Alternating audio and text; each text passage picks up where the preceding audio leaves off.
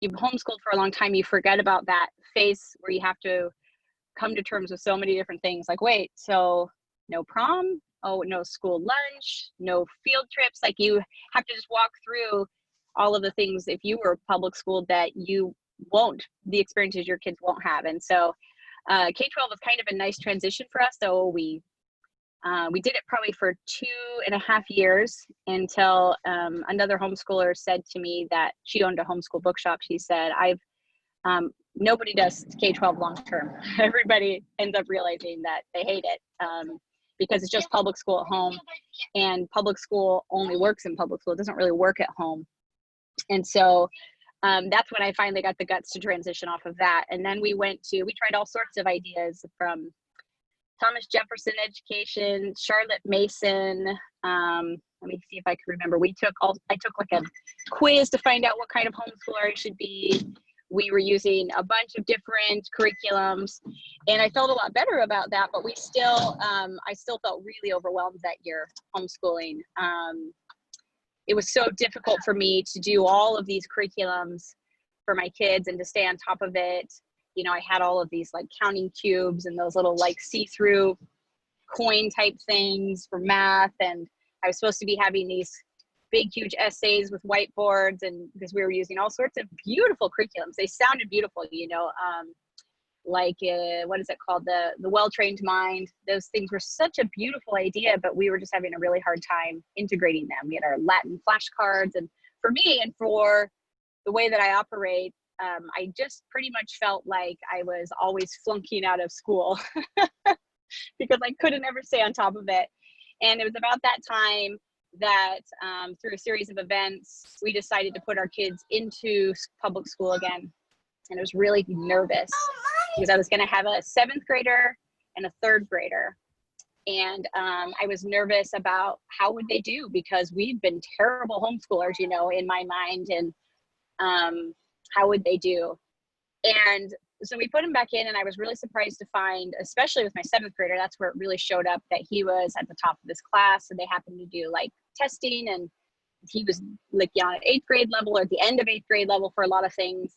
And it kind of changed my mind about some things about, wait, if we were terrible homeschoolers, we were just constantly, it felt like we were doing what we were supposed to be doing a couple days a month, and the rest of the time we were just scrambling. In my mind, that's how I saw it for homeschooling. And yet he's really well educated, and does really well compared with his peers. And so they spent that year in school, and that was when we also brought home a couple of our daughters, and the school transition really helped all of us in that way.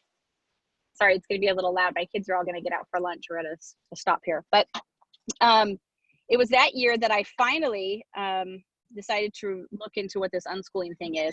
I had heard one thing about unschooling years before, and it was an article I read about this radical school in New York City that failed all of these children, and that it let them do whatever they want, and they all ended up having messed up lives. I don't even know what that was about, but it colored my ideas about it so much that I didn't even want to look at it. And I just saw anybody who was an unschooler as just essentially an irresponsible parent.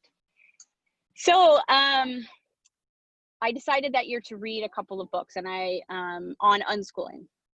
It didn't take me the whole year, but towards the end of that year that they were in school. And the first one that I read that really changed everything for me was called Free to Learn. And there's 2 Free to Learns. There's one by some guy, but this is Free to Learn by Pam Lakocha or something is her name. And she just essentially described what her life looked like unschooling her 2 kids. And these kids are now adults when she's writing this book, so she could speak with some authority because she could prove that they weren't messed up, you know, however we judge that anyways. But it was really beautiful, and she had some really good points that were very reasonable. It wasn't like these ideas that she couldn't back up, and the things that she said about how people learn and how we grow, really, I knew that those things were true. I saw them in my own life. And so I said to my husband, who had never been incredibly comfortable with homeschooling, he was not against it, but anytime I was having a hard day and was feeling overwhelmed, his response was always like, well, should we put the kids back in school? Which always, was a little bit of a sore subject with us. I mentioned to him this idea, and I was sharing with him these things I was learning. And I said, why don't we, I think we were essentially unschooling before, but we were calling ourselves terrible homeschoolers, because while we weren't really great at these prescribed curriculums, my kids were constantly reading, interacting. We lived on a little farm, interacting with the outside world. We were raising animals. We were sharing those things with them. We were building businesses and very open with them about that.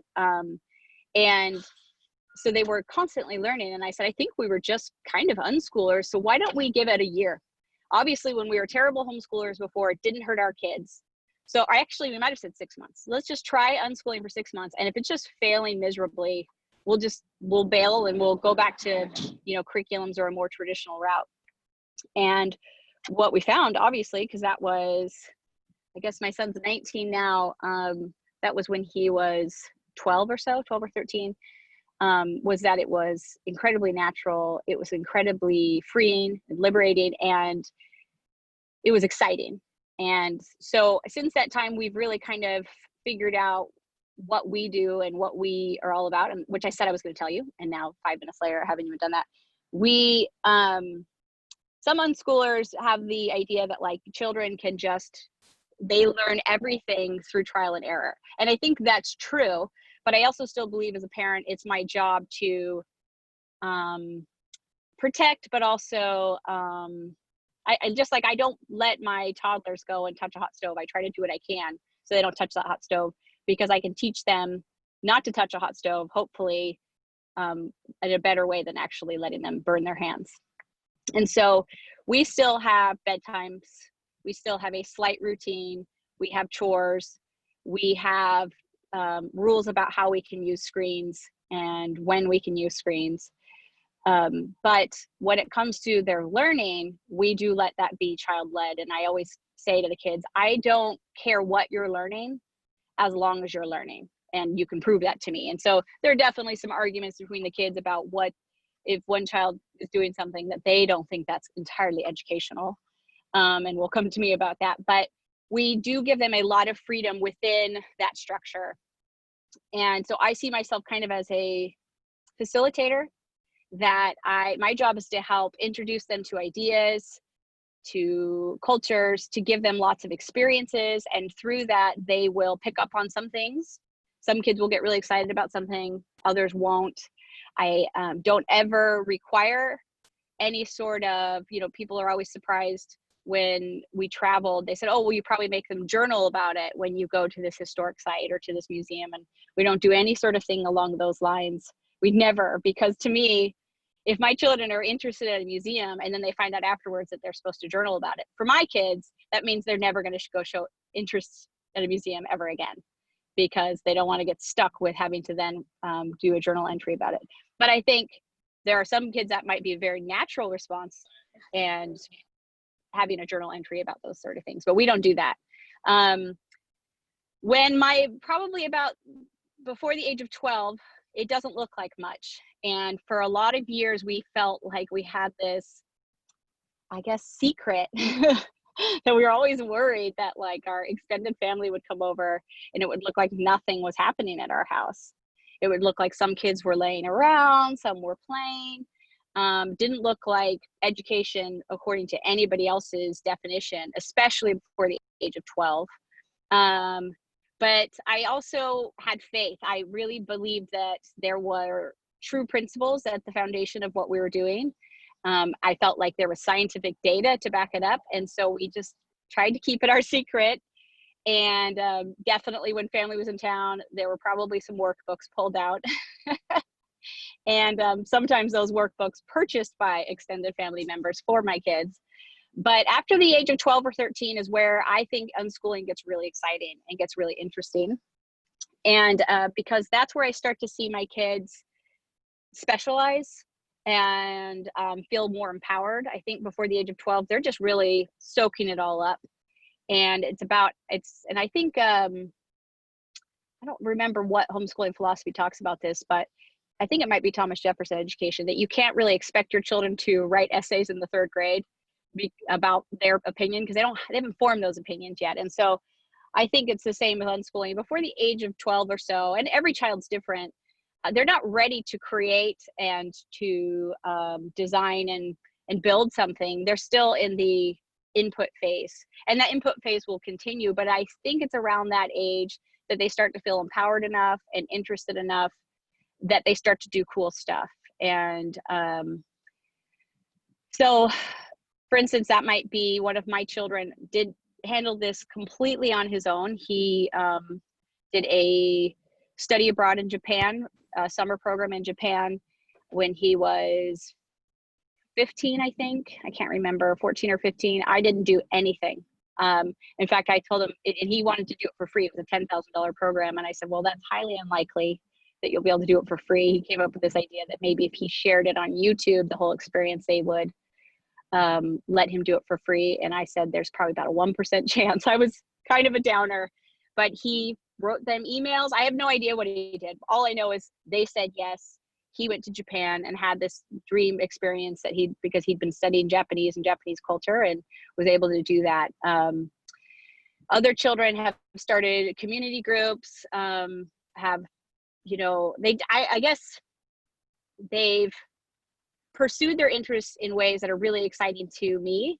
And I know we're only at the beginning. So that's just a little bit. And I guess now I will turn the time over to questions, because it's a huge topic and I don't know what you guys wonder about and what you don't.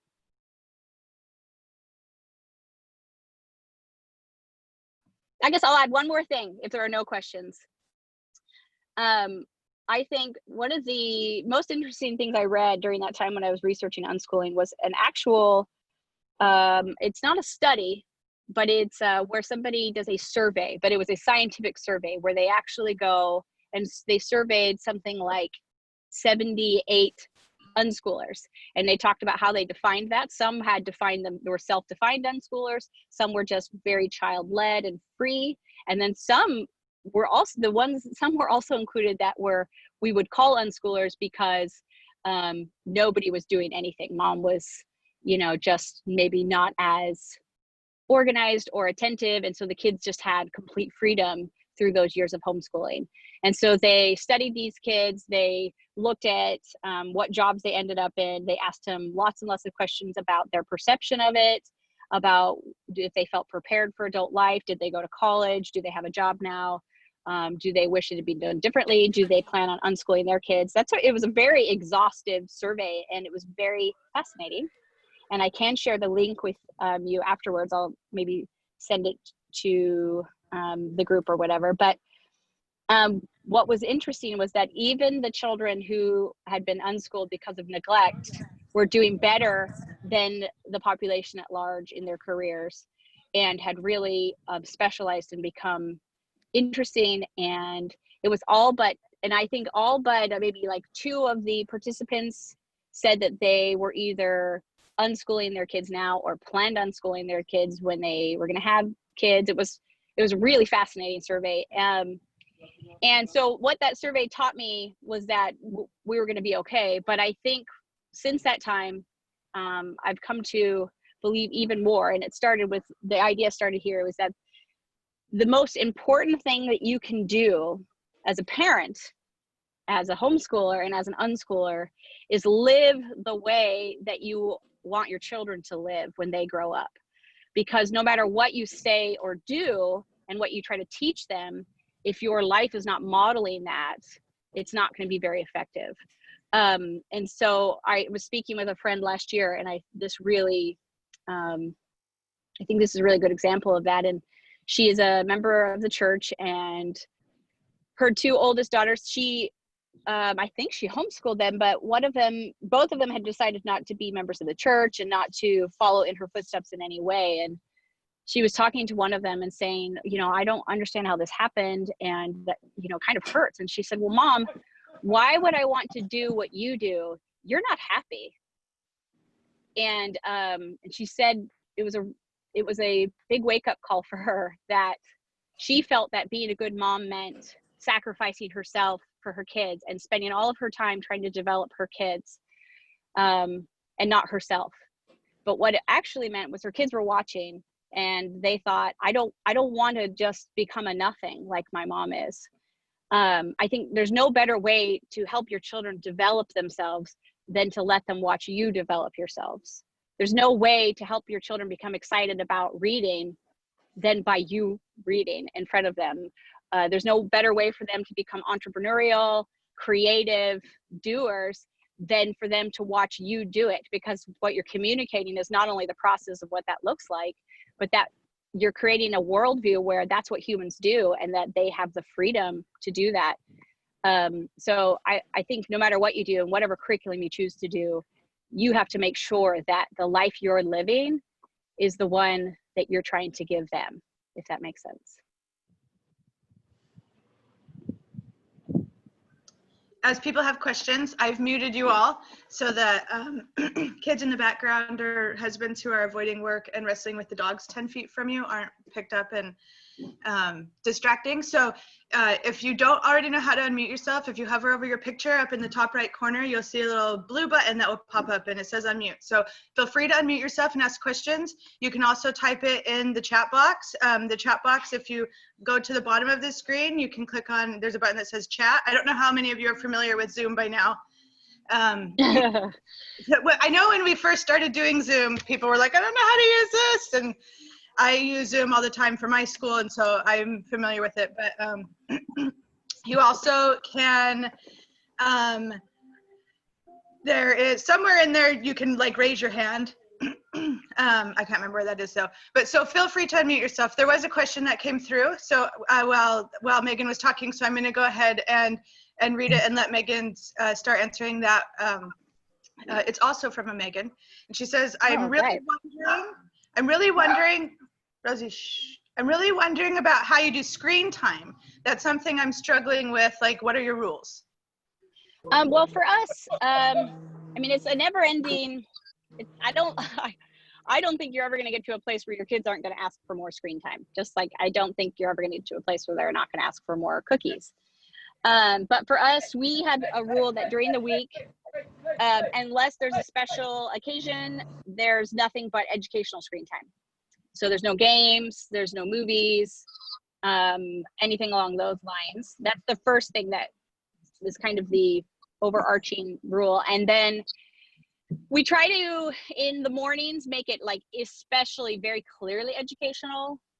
We get a little bit more liberal in that application in the afternoon, but a lot of the times also at any time, mom and dad can just say, all right, we're done with screens. And usually we say that in the afternoons and say, I just think you all need a break. So that's how we handle it. There have been times when we've had to be more strict and more like we have an actual schedule on the wall. But I think we've done it so much, everybody kind of knows the flow of things. And so we don't need to be as rigid. And also, I think we also have more screens, so there's less fighting too, and less concern over whether or not your sibling is watching something educational. But I also think it's also because of our children have aged, they've gotten a better relationship with their screens. And so they are using them as a tool more than that input phase where they just like want to watch Mark Rober over and over and over again, or Mythbusters and say, is Mythbusters educational? So I do think that, like I talked about, after the age of 13, it's not quite as difficult, and they're using it, maybe they're watching a course or a video, and then they're doing things after that. Before 12, I don't see as much of that, and so we do often just push them out the door or push them off the screens. I love it. Thank you. I know in our house too, when we have a blanket rule of we're not doing screens right now, then it's not asked and it's not a problem. And kind of when they know what's expected of them, it's a little bit easier. So there was another question that jumped in here. Were you gonna say something, Kathy? Yeah, I was going to ask a question really quick, but you can go ahead if you want to first. People keep asking questions on here, so I was just going to read them as we go. But do you want to ask yours first? Because these aren't going anywhere. I don't want you to forget. Okay. I want to know, Megan, how you introduce this to your children. So how you approach them, and then what boundaries you set and how you explained it to them so that they took the initiative over their education. That's a good question. We're really open with our kids about what our intentions are, what our purpose is, and how we see that going. but still retaining the monarchy. At any time I can change this, but I do want you to understand where I'm coming from. So I don't remember the conversations, but I'm sure that they happened, that we explained, this is what we're looking for. We want to support you in your interests. We want you to follow your curiosities. We will, and if you come to us and we talk about it, we'll be willing to purchase things to help you with that, whether it's tools, courses, books, supplies, and that we just want to see you being interested in something. And I think we probably pointed out that they were already doing it. My oldest son is just a very independent guy. And so he was really good at getting that and modeling it very quickly. He's very independent and also very empowered from birth. So that he was really fun as a toddler, but he is really good at just making the life he wants to make. And so, like I said, when we considered ourselves terrible unschoolers, I didn't know this till later, but he said, I read every book like in the house. I didn't know that, but that meant that when he went and took these science tests at the middle school, he just like destroyed them, because I had this huge, beautiful, I really bought it because they were pretty, but Time Life science collection. It was old science a lot of the time, but it was enough that it was a good starting point for him. So I think mostly we talked about, and we still talk about, I just want to see you learning. I want to see you becoming who you're supposed to become. And that's definitely part of our family culture. And I could talk a long time about how my husband and I felt like we both went to BYU, and we got there and everybody's like, declare your major. And we didn't even know who we were. And so the way that we were declaring majors was like taking that silly test that, said that I should be either a minister or like a lighthouse operator, because those are very close. I think it was mostly that I thought it sounded really cool to be a lighthouse operator, so I answered that question that way. But we're basing what we're choosing our careers off of that, or by what the market wants us to be. So like, oh, it's a really good market if you go into this field, both of which aren't necessarily the best way to choose a career, but what other data do we have to go off of, since nobody ever gave us the chance to explore who we were and what we were interested or even good at through the public school system. Some people just happen to find that along the way, maybe because it works with the public school system or because of their family culture, but neither he nor I really knew who we were, what we were good at. And we didn't feel like we really started to understand that until our 30s. And so that was definitely at the top of our list of what we didn't want to have happen to our children. We wanted to help them figure out who they were. And we feel like everybody is created to be a very specific tool in the Lord's tool chest, that he has a plan for you, and he made you exactly as you are, and he needs you to be that thing.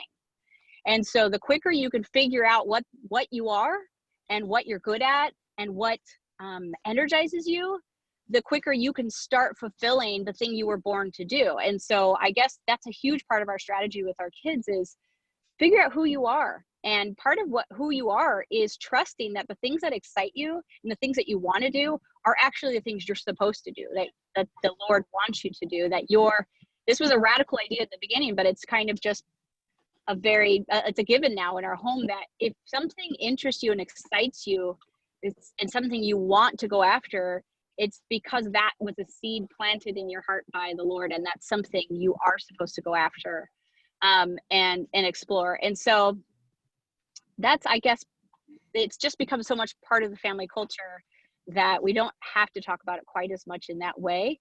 And then it is interesting, though, that throughout this time, we were bringing children in who were not unschooled or homeschooled, and who actually came from a culture was the exact opposite of this idea, because we're seeking to empower our children in everything that we do, empower them to have the tools they need to become who they're supposed to become. And then we're bringing in kids from a political system and a culture that is the opposite of empowered. And I didn't know how that would go. I didn't know if those kids will be able to be unschooled, because, we talk about the deschooling period when your kids come out of homeschool. Well, this is like the ultimate deschooling period, where they have to learn that they matter. They have to actually ask themselves what they want. When we asked our girls, what do you want to be when you grow up? Because that's a very natural question for adults to ask children. It was an unfathomable idea to them. Nobody had ever asked them that question before. And not only that, they didn't even think that they even played a role in what that would be. It was, you didn't get to choose your life. Your life just happened to you. And so the biggest thing we had to teach our kids was, sorry, did you guys lose me? Somebody tried to call. Was just how to be empowered and how to believe that they were in the driver's seat of their life. And some of our kids have the desire to get in the back seat and have us in the front seat. They actually want us to be, and just because of personality types and past experience. And then others very easily get into that front seat or empowered. But before we can do any of the other stuff educationally, we have to get them to understand that they're in the driver's seat and that their success or failure is 100% their responsibility.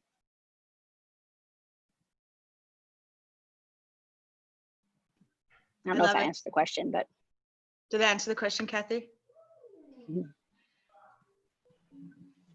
That was perfect. I have a follow-up question on that. What was their reaction? Oh, they loved it. They loved it. I mean, at this time, I think, I shouldn't say they all loved it. My oldest son loved it. My second biological son loved it. But my daughters were overwhelmed by it. They were raised in a system where there were such clear and rigid rules all of the time and they felt they were so terrified to make a choice in case they would be wrong. And it took us, I think, years to help them disassemble that, it's okay to be wrong, for one thing, but there are no right or wrongs in what you are feeling and what you're interested in. That's not a right or wrong, right? And so there have been times when they're just so overwhelmed, especially at the beginning, where I said, do you want to just have a curriculum? Would you feel better? Because they're just stuck, right? They aren't doing anything. And I'm like, what are you doing? And they don't really know. And so we have fallen back on curriculums for months at a time for certain kids when they're feeling overwhelmed and stuck. But usually what happens is they start doing those curriculums, they feel safe, but then they feel bored. And they find that they're gravitating towards maybe one part of the curriculum more. And then I'll say, are you ready to dump it? You can dump it anytime you want if you're ready to go and just pursue something. But if you're just going to sit and stare at a wall all day, you're going to need to stay with this. And so they usually get bored, or they all have gotten bored and dumped it. And I think maybe one other time, a couple of the kids went back to curriculum because they were feeling overwhelmed.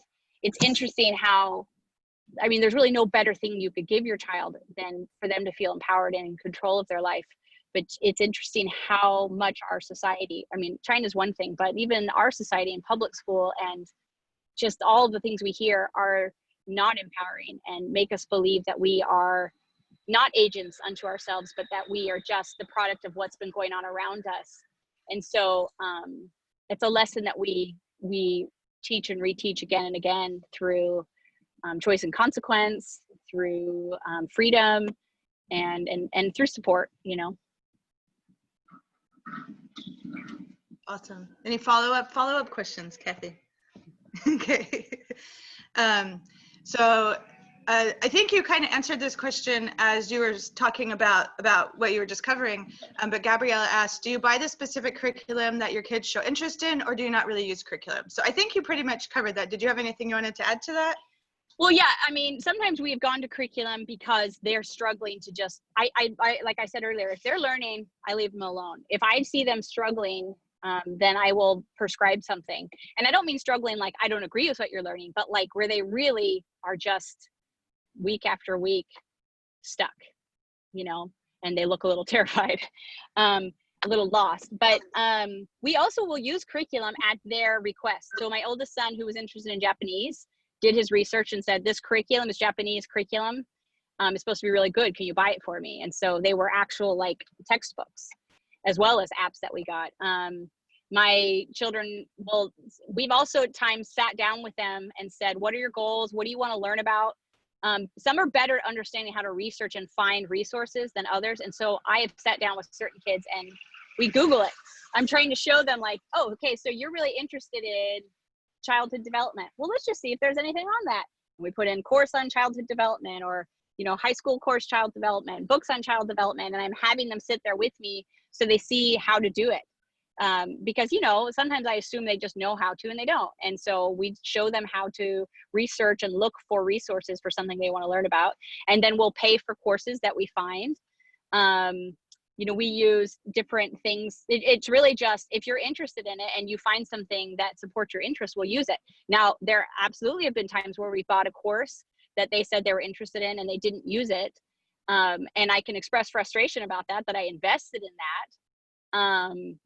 But that doesn't mean that I'm going to make them do it. And I say to them, though, that means the next time I'm going to be a little bit more hesitant to want to purchase something for you because you didn't use this one. And, maybe it's because you didn't research enough, or maybe it's because you were just, this or that. But I just want you to know if you're not going to do that, I'm going to be a little bit less inclined to want to purchase something this big again for you. But I don't make them do it. Awesome. Thank you. So Jen said that for her, TJ Ed, Thomas Jefferson Education, kind of gives her the structural background for unschooling. You touched a little bit on TJ Ed. And then Ruth asked, and we will cover this a little bit more in depth in the second half of this meeting. But she asked, how do you deal with multi-age and I guess she has a 2, a 5, and a 9. So if you want to just kind of short answer, because we'll dive into that a little bit deeper, because you've got a wide spread there. Yeah, I have. I always have had a widespread. So what you have to understand is I'm just living my life. So I'm just taking care of my kids, working on my interests, and then also, parenting. But I'm not sitting down with children throughout the day. And so if my 2-year-old needs my attention, I'm just giving my 2-year-old attention. And so it's not, for me, unschooling is so incredibly natural. I might be taking the kids to the store with me. I might be asking them to help me out with something. So I don't have any problems with 8 different ages. And I think it's actually a brilliant part of homeschooling is creating all of these different needs levels and helping the kids understand they're part of a community and that they don't just get to demand mom's time or someone's time because they can see that someone else's needs are being met at that point. So that hasn't been an issue for us. We see ourselves as a very tight culture. And I didn't mention that before, but these kids came in and it was very interesting to me to watch how the culture taught the kids that came into our family how things go much more than I had to. We had created this is what Knorps are, and this is what we do. We learn, we're excited, we make and create. And so when we brought our kids into our family a little later than, because one of our kids came in at 14, it was interesting to watch how the culture itself was so heavy in a good way that he was able to pick a lot of those things up. But no, I don't worry at all about different age groups.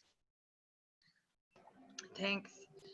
Okay, so Gabrielle asked another question going along with curriculum. She said, if they don't like math, do you not include math? That might be a silly question, but I'm definitely wondering since you said child-led. Okay, yes, I don't. So I have a great story from my sister-in-law. A friend of hers I think she was actually on a coaching call with Jody Moore, and somebody called Jody Moore and was trying to decide what she was going to study in school, or maybe it was a he, I don't know. And they were really worried that if they prayed about it, the Lord would tell them to become like an accountant or something, even though they hated math. And the response was, don't you think the Lord wants somebody who's good at math to be an accountant? Like, why would he have you be an accountant? Don't you think he wants somebody who's actually good at it? And so I don't actually believe that in our current world, everybody needs to learn the same amount of math. And I think the amount of math you need to learn actually comes pretty naturally and pretty happily for kids. And certain of my children love math and pursue it. And one of my sons is considering, when he goes to school, studying mathematics. If he we can talk about college later too, but and then some of my kids don't have any interest in it whatsoever. I think that the amount of math fairly naturally to people. I remember learning all sorts about fractions and how difficult that was, and like multiplying fractions. I don't know why they ever thought we would need to multiply like a crazy fraction times a crazy fraction. But now that I'm in the kitchen a lot more and I have 9 kids and no recipes are for families of 11 or more, I've learned all sorts of things about fractions, right? If I need an eighth of a cup of this thing, or, you know, how many tablespoons are in a cup, because they tell me I need 3 tablespoons, so I'm going to multiply that times 4. How many cups is that, or what portion of a cup, fraction of a cup is that? So, and then you're learning math when you're doing home design projects. And I think what people assume, because of the way we learn math, is that math is like a bad medicine that you have to just plug your nose and take. But that's not true. Math is actually a beautiful language and a really exciting thing for people, but what we've done to math is we've taken everything interesting out of math. My example is, I know I'm all over the place, and I'm a fast talker, sorry, but I hated graphing in high school with a vengeance. I mean, how many graphs you're supposed to do, and they would just give you this formula, and then you're supposed to graph it, and then you're supposed to like tell about look at this graph and see some points on it, and then answer some questions about it. I literally did not know until 2 years ago that was data.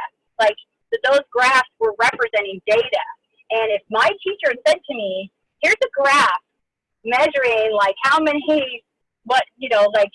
cookies a person with diabetes eats versus a person without diabetes. I don't know why I just came up with that example. That's the one I came up with. Maybe I'm a little obsessed with cookies, and then what is the cause and effect, and what are the relationships? I would have been really excited about graphing. But in math and in school, we take away all of the interesting factors, and then we take it down into these pieces that are so small, they become so abstract that we have no idea how it's going to fit back into normal life. I think that it's actually, when you bring math back to life, when you bring it back to the real world, it gets actually pretty exciting. And, so some of my kids voluntarily want to learn the multiplication table. And I have told several of my kids on more than one occasion that I think you should probably learn your multiplication tables, because it makes life a lot easier. And someone will be like, I have, Mom. I'm like, okay. But I think that if you are someone who is naturally created to go into something where you're going to be using a lot of math to fulfill your life's purpose, you're going to have no problem learning and desiring to learn math. And my son's doing a course right now on Great Courses Plus on math. I had no part in that. And he loves it, and he's drinking it up. He loves it. I had no part in that. And so I think we just assume that math is something we have to force on people. I think the problem is we assume that everybody, when they grow up, is going to use equal amounts of complex math, and it's just not true. And some people are born to use math, and some people will just use enough math to know how much they spend on their groceries and to budget. And I think I don't know, I'm kind of all over the place, but I guess what I'm saying is they will learn as much math as they need to, as long as you are transparent with life, you include them in life, in entrepreneurship. I really encourage my kids to have their own businesses and to make money and all the math that comes with that. They play Dungeons and Dragons, just tons and tons of math. I think that math is actually a really great part of life and a really exciting subject. So I don't have to worry about that too much. Thank you. I love math, and it baffles me that not everybody loves math. So Kate asked, how does unschooling handle math? And I think you touched on that pretty well just now. But then she also asks, what does one do about the unself-motivated child?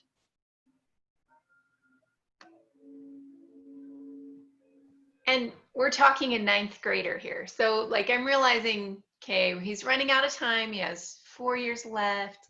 He'd rather just stay on his phone all day, or like, and I've had to take it away and limit it and things like that. And he always comes back and says, but Mom, I'm learning educational things on my phone. And I'm like, I don't see it as enough. I don't even know what he's interested in anymore. So I'm just trying to figure out where to go with that, how to get him college ready if he decides to do that, or if he decides to go another route. And I have to follow Florida state requirements too. Oh, okay. I think she dropped out. I think we'll give her a second to. I'm back in. Yeah. In the meantime, I got it. Yeah, Laura, go ahead. Okay. Okay. Did you catch that question, Megan? Or nope, just got back in. Okay, so the question was, what does one do about an unself-motivated child? And then Kate was explaining a little bit more about her child, and I'll let you explain again, Kate, because. Okay, just that he's ninth grade, and so I'm realizing, he only has 4 years at home, and I'm really struggling to find what his interests are. And when he is interested in something, he just kind of just doesn't want me involved. Do you know what I mean? So I'm like, I don't really know how to guide or coach him or teach him. And of course I have to follow Florida state requirements. So I'm, wanting to do something with him, make sure he's on track, or at least, I grew up homeschooled. So I remember what it was like as a kid. And sometimes it was easier to listen to my parents. Okay, I'll take that back. Always it was easier to listen to my teachers than it was my parents. Why do we have those mental blocks? I don't know. But as a kid, I just gave them much more credence, than my own parents, until I realized that my parents were really cool and I should have listened to them. But anyway, hard lessons, right? So I'm just trying to figure out, with the last 4 years that I have, how to help him find the motivation inside to want to do more than subpar, more than just. Well, yeah, that's a great question. And I am probably going to have a slightly radical answer on this, but I guess what I think the Lord is an unschooler. What does he do to motivate humans? And I would answer is that he lets you fail. He lets you feel pain. He lets you feel discouragement. And he lets you be like the prodigal son eating the leftover food from the swine. We say like, well, they're not doing anything. It's because we're still in the driver's seat. We've let them be in the front seat. And we say, so where do you want to go?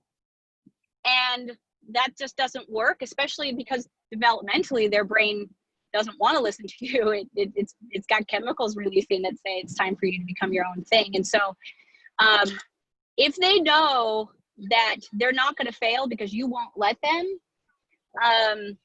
they're not going to be as motivated.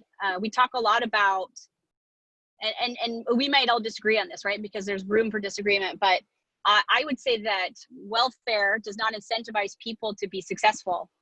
It keeps them alive, but I actually think the fear of hunger and the fear of discomfort is actually an amazing motivator. Actually amazing motivator. So if you are creating a very welfare-like situation, it's not a very motivated situation. If you really say, you know what, this is your life, and if you really just want to get a job like doing this thing for the rest of your life because you don't care, I mean, he could do that anyways. I mean, people go to the colleges their parents want them to go to and flunk out and become drug addicts and become lowlife. So you really don't even have that control that you feel like you have anyways. And so I think it's pretty radical, and they'll test you on it because they're like, she's not really going to let me do that. It's like, fine. You want to choose failure, I'll let you choose failure. So, I mean, within reason, right? Because there's also still going to be consequences. So if you choose to do nothing, you don't get your phone, you don't get screen time, you don't get to get your driver's license. It's not like you say you are in charge, but you're going to say, I'm going to let you choose the consequences you want. I'm not going to provide a great outcome for you if you're not putting in a great effort, because are you really even giving them a good education if you do that? Because that's not how life works either. So I don't know. That's my take on it. I'd say you say fine, but you won't have these privileges that you get from participating in our family community and working hard and the rewards I would give you for that. But I'm not going to make you do it either. So if you want to waste your life and you want to destroy it, go for it. And I do think it will work, because I think the divine spark in all of us actually does want to grow and does want to become better. I think he is probably just rebelling, which I think is also a divine thing, but it looks pretty ugly as a teenager. They want to be in charge. They want to become the thing that they feel called to become. And then you know, and they're not sure that they want to become the thing you want them to become. And I think the Lord lets us do that. He lets us destroy ourselves. He let Satan become Satan. It's the risk that he is willing to take, because without that, you aren't ever really fully empowered, and you can't ever really choose to become and own the great reward, because, well, you know, they gave me a pass. I got here on, you know, someone else's bootstraps or whatever, but or on their coattails, I mean. So I don't know. That's just my thought. Yeah. Thank you. I've kind of unschooled him since first grade.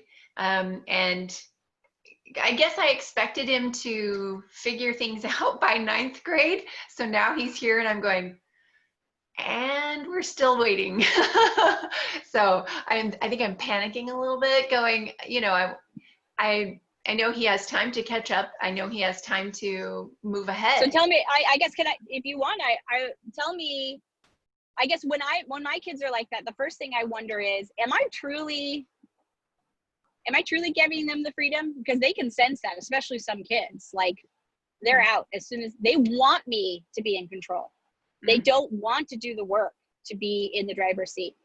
Am I actually making them feel the consequences of that? Or am I just getting in the driver's seat every time? Like, fine, I don't want you to ruin your life, so I'll do it. I'll make you do it, or I'll sit you down and I'll give you something to do because you aren't coming up with anything. So that's the first question. Second question is, does he actually have things he wants to learn, but you don't value those? And so, you know, like you feel like, because we've had this idea created for us that everybody's supposed to learn certain things, and so much so that the state actually requires it. So you're kind of in a bind there, perhaps. I'm not sure, because I don't have a state that does that. And if they do, I don't know. I'd like to plead ignorance. But I don't believe that everybody's supposed to learn the same things at the same time. We don't ever believe that about any other part of life. We never think that everybody at their work is supposed to do the same thing as everybody else. We don't believe that every marriage looks the same. We don't believe that the Lord gives everybody the same life. And so it doesn't make sense to me in any way that you have to learn about something at a certain age. So I don't know. I guess I'll end with, I absolutely 100% believe that you have the right to know what you need to do, and that you will be led, even when you feel like that's a weird course of action to take. If you will go with your gut or your heart or the spirit or whatever you want to call it, you will know what you need to do to help him. And after that, you can't control him. We did have children that did not succeed in the ways that we thought success looked like. And I mean, that's not over. I don't even know why I'm saying it that way. They, to an outsider, might look like they're not prepared. But then we see other things where it's like, well, they're super prepared in this way. So we had to kind of let go of some notions too. We've let go of all sorts of ideas about what we think success and adult life looks like. And we're just trying to help our kids learn how to be happy, and pursuing a career that supports you and your family is part of happiness. But I don't think that college is a requirement for happiness. And I don't think that, being really necessarily be really good at grammar is either. So that's no answer, but I know you can get the answers. Yeah, definitely. Thank you. I'll keep working on it. Yeah, good luck. I mean, I wish it were that simple, right? Because like children, it's like a puzzle that you're always figuring out, and then like they're like, oh, you figured that one out? Here's a new puzzle for you, Mom.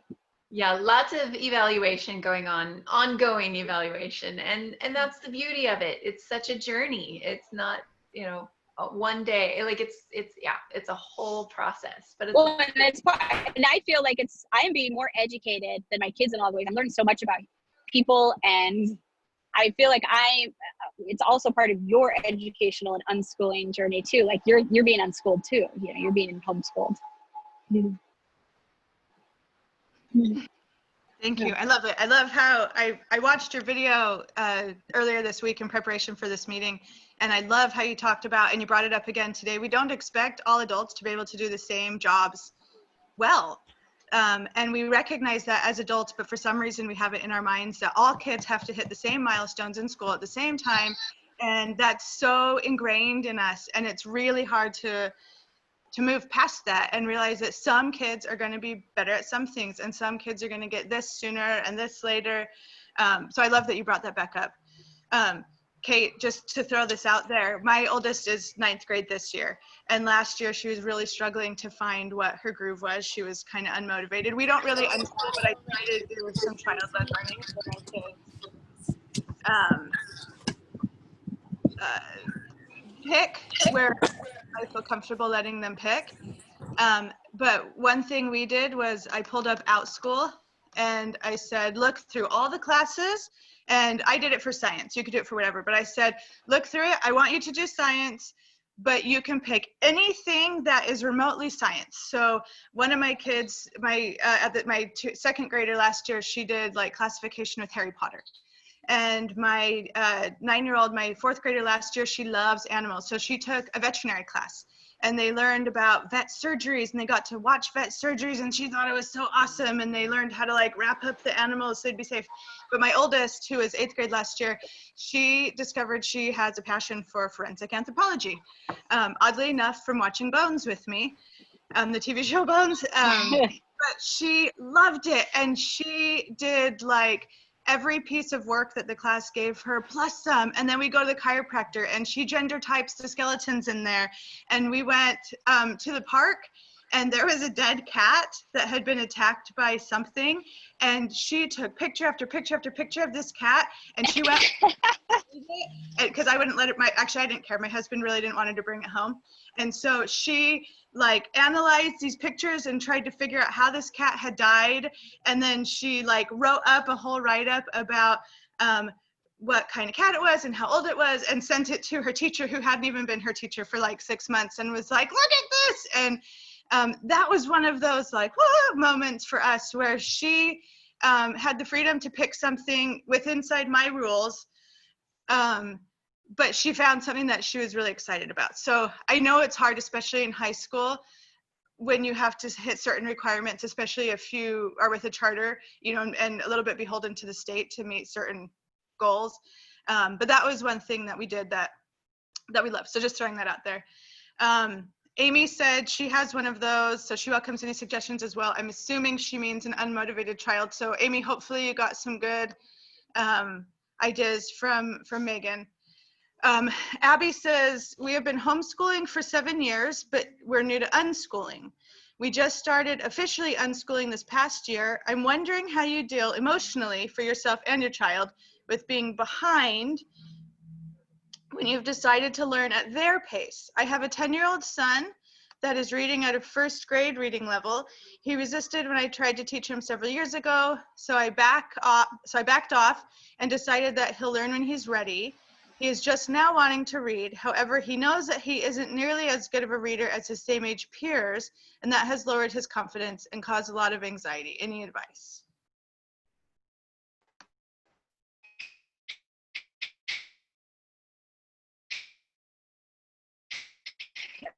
Yeah, I can tell you the exact same story. I think church, if you are a member of culture, because you know, we have some friends that are unschoolers, and I was talking about this reading problem just a few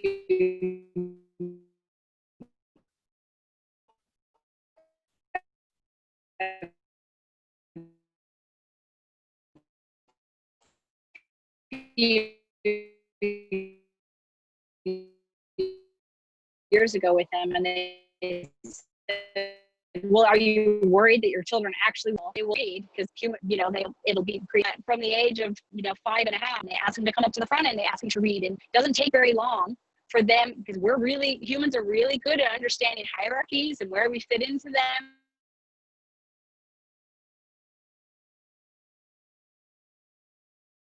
And sensing how other people think we fit, that others are worried or uncomfortable or not, and they say, I can't read. You have that, right? And it makes it a little bit uncomfortable. I guess all I can say is, when it comes to the reading thing, you just,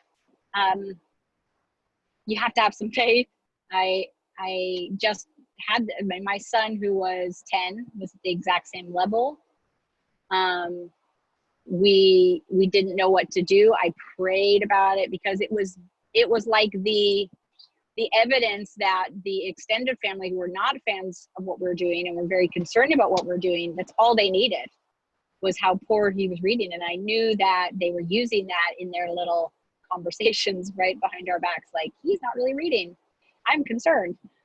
And I was just like, oh my gosh, Heavenly Father, just help him read, just, you know, but it really, the answer was like, well, you need to settle down, Mom. But he is now 12 and he is reading at grade level and totally fine. And it happened really, really quickly. As I was told time and time again it would. I'd actually seen that happen with older children.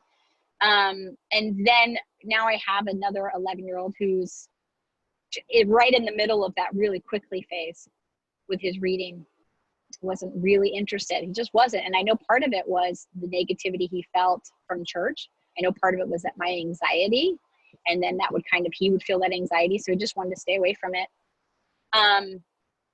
And my point was, I was saying he was in the middle of it. I do think it's helpful to, you can just, there's really good quick tests online for like reading disorders. If they learn to read differently, maybe they're on some sort of dyslexia spectrum, just to dismiss those. So you're like, does he actually have a hard time seeing letters and deciphering, you know, words and stuff? If that's not a problem, and we did that sort of testing, it's like, okay, there's nothing wrong there. And those tests are for non-readers too. They're really simple and very like emergent readers. Once you can say that's not a problem, then you have to just be patient. And reading, I think, is probably the hardest one because it is so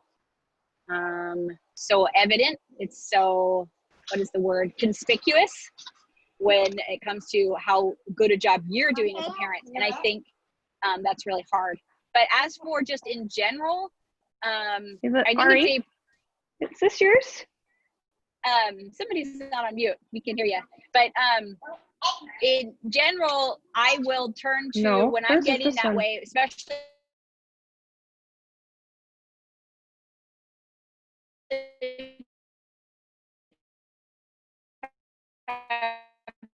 hung out with certain crowds,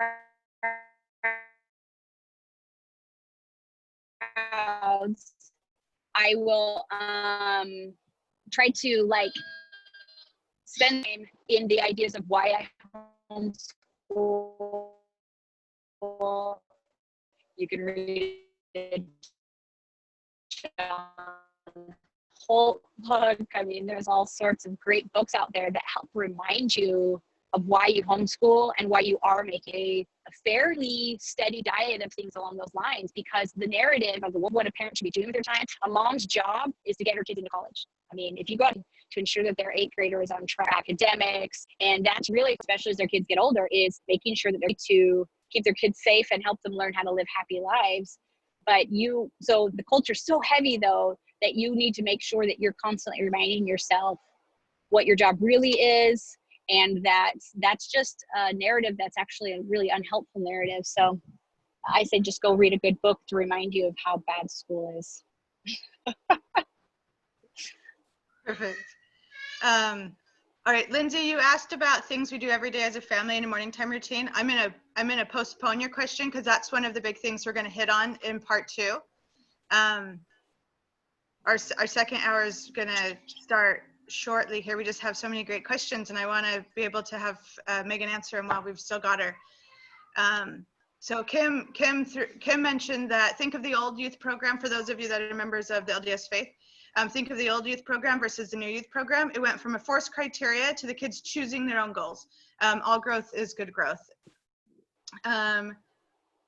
Sissy asked, do you have some random days where you decide it's an off day, let's not do anything educational? I'll say, before Megan says, I say, heck yeah, yep, we have days where we say, we're going to the beach today, we're going to the zoo. Yeah, I don't define days by educational and non-educational.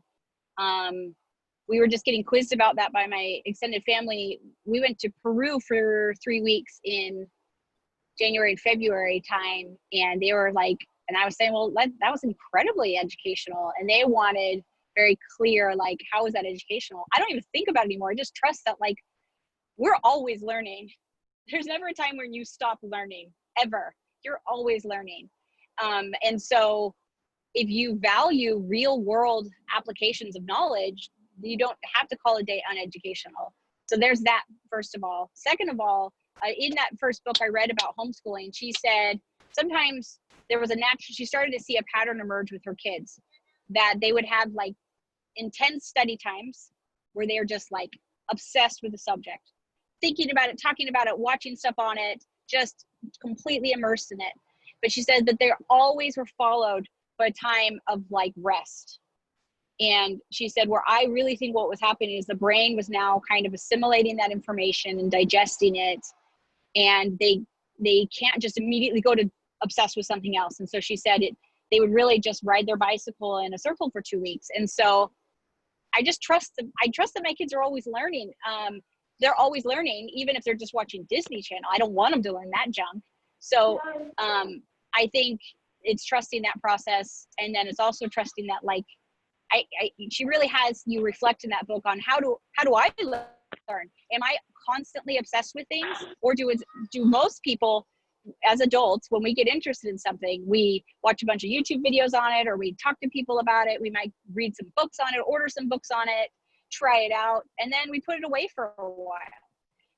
That's just actually the natural rhythm of human knowledge and learning.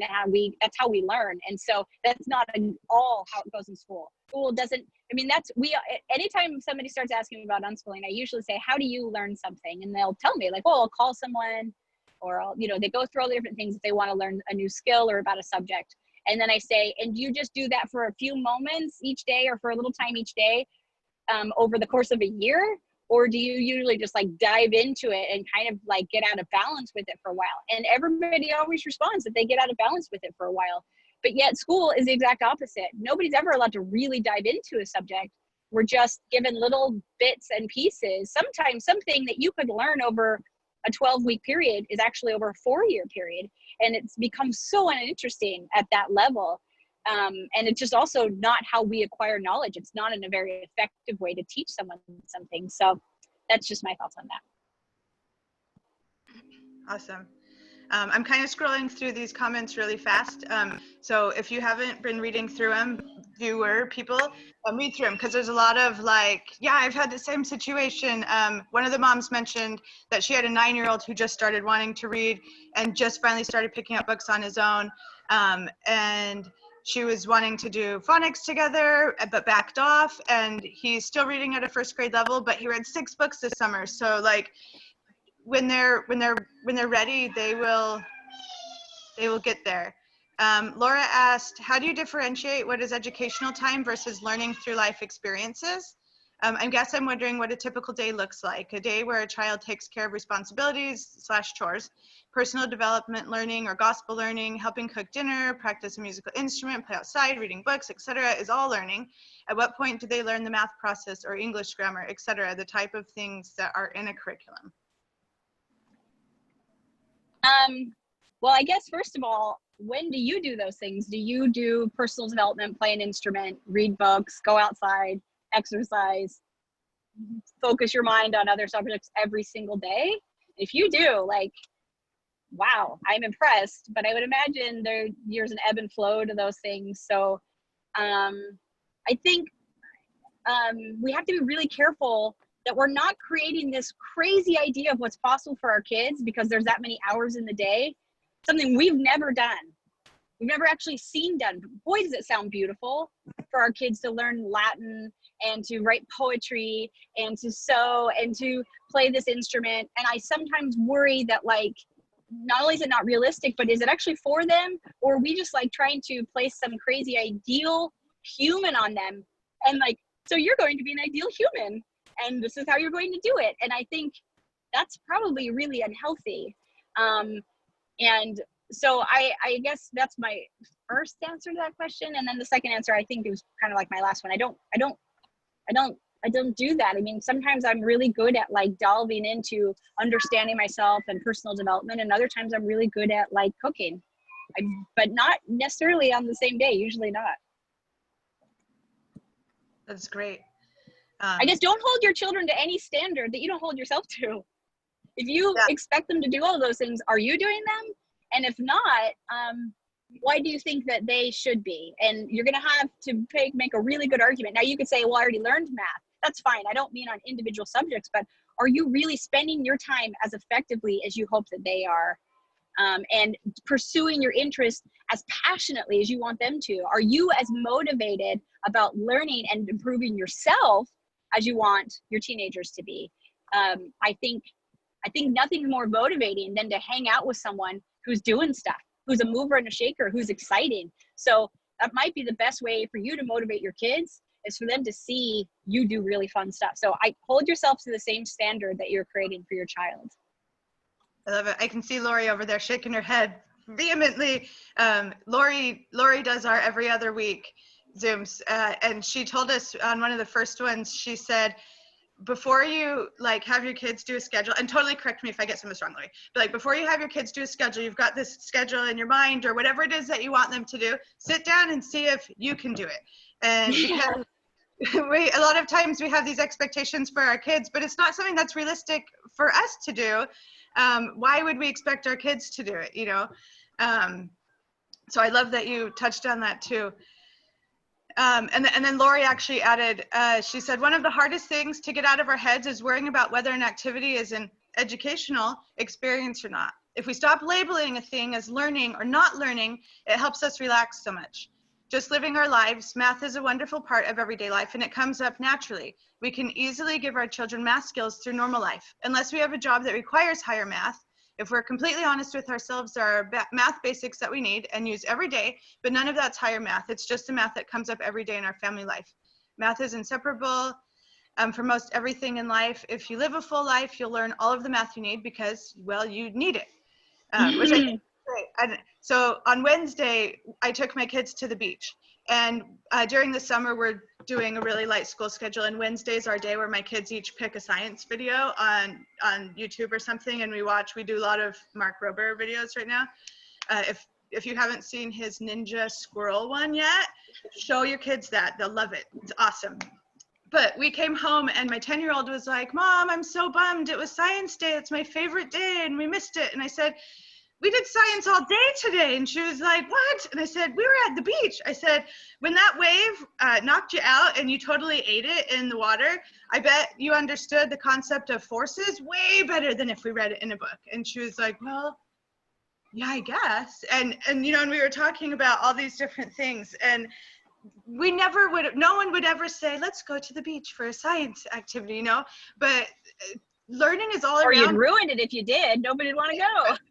It's like with Cub Scouts. I have 5 daughters, and somehow I spent like 9 years in Cub Scouts, and I learned real fast that if you call something a craft, the boys are like, no, I'm not going to do it. But you could do the exact same project with glitter, with pom-poms, with feathers, and you call it a project, and they are on board. Anyway, sorry. Kate, I'd love to talk with you about your son. So that's from Lori. So Lori and Kate, I'll let you guys connect. How do you know where the line is where you will let them fail? Thinking about screens, and where do you establish rules and where do you not do rules, if that makes sense? So so this is from Jen, and Jen, you might want to clarify, where's the line on where you will let them fail? Well, the reason why, as an unschooler, I don't let my kids have unlimited access to the internet or to screens is because I actually believe in that life isn't just about, let me first say that we learn to understand the sweet by tasting the bitter, right? That's like a principle that we all believe in and we hear about every time we go to the temple, right? That is the point of this life, is to taste the bitter to know the sweet. And so it's not wrong to taste the bitter to know the sweet, but sometimes things are sticky and tricky, right? And people get stuck in things. Now, we could have a really long discussion about how much they get stuck in them because of shame and how much they get stuck in them because the thing is actually sticky. But I still have rules about those things because I feel like chemically my kids are staying, like there are apps, including YouTube, that are designed to keep you on them. They know how the human brain works, and they're going to do everything they can to get you to watch another video. Like when I'm like, Mike, let's just watch this one where these two rats are going to have a slapping thing over their food. I just did that last night. I'm like, one more video because it's going to be funny. These rats, they hit each other. I know, it's embarrassing. But so yes, I do say enough. No, because I don't think that their brain's fully developed to understand choice and consequence. I know that that's not true, like scientifically. And so I need to help adapt, right? I'm going to help you like break free from these things that are a little bit sticky.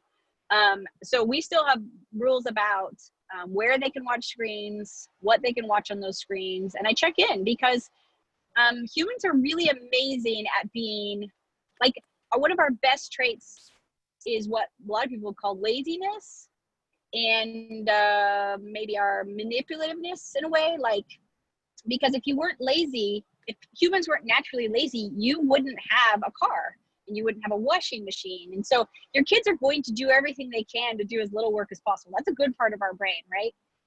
Because it makes us innovative and inventive. And then also they're going to, it's just a very natural inclination to want to also go do things that are just pleasurable and don't require a lot of effort. And so they might sneak and try to watch things that aren't educational, or things that give them a little hit of dopamine or whatever it is. And so that's not a bad part of them. That's actually a good part of them, because it also creates some really great things when it comes to creativity and relationships and all those things. But it also means that they're still learning how to handle themselves. So I guess I would describe it mostly like I've given my children, everybody comes with a horse, but that horse isn't trained. And if they will learn to master that horse, then that horse will serve them well for the rest of their lives.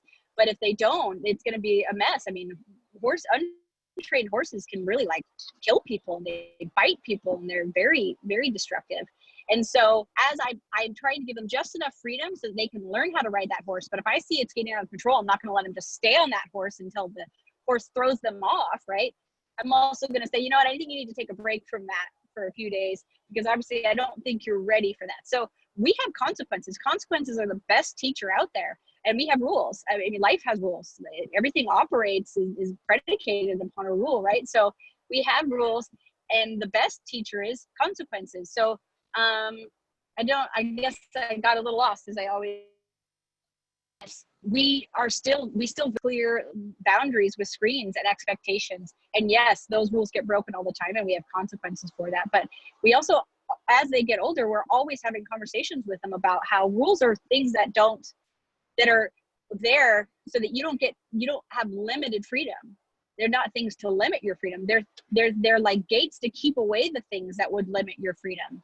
And we talk about why those things would limit your freedom, and what your future might look like if your freedom, you wouldn't want them. They would be shackles for you. So we're pretty open about that, but we still are very clear with our rules and our limits. Perfect. I was watching a video on PragerU recently. I don't know if you guys are familiar with that. And it was Dave Ramsey's daughter. Most of you probably have at least heard of Dave Ramsey. And she was talking about, it was like 5 keys to, it was something about saving, doing with Dave Ramsey. But she talked about letting her kids use their money how they wanted to from a young age. And she was saying, your kids are going to buy things that you're going to be like, they're so stupid, and they're going to regret it. And she was talking about the value of letting them do that. And it was one of those things that kind of translated to a lot of life for me. Like, you're going to watch your kids do some things that are stupid. And hopefully you are aware enough of what's going on with your kids that they, reach a level of stupid that you're comfortable with. But I think it's so important for kids to know how to fail or make mistakes, because Megan has talked about, that's how they learn, and that's how they grow, and that's how they understand how the Savior works and teaches us. Just make sure. Well, I would imagine Lori would, as with adult children, would tell us all that everybody is going to fail. And if you haven't given your children the opportunity to fail many times when the stakes were low, they're going to leave home when the stakes are a lot higher. And since they were never given the chance to understand choice and consequence, maybe because you didn't ever hold them to the consequences, or they never even got the chance to explore. They don't even know if they trust themselves or not, or they don't know how to be wise because they never got to be agents unto themselves.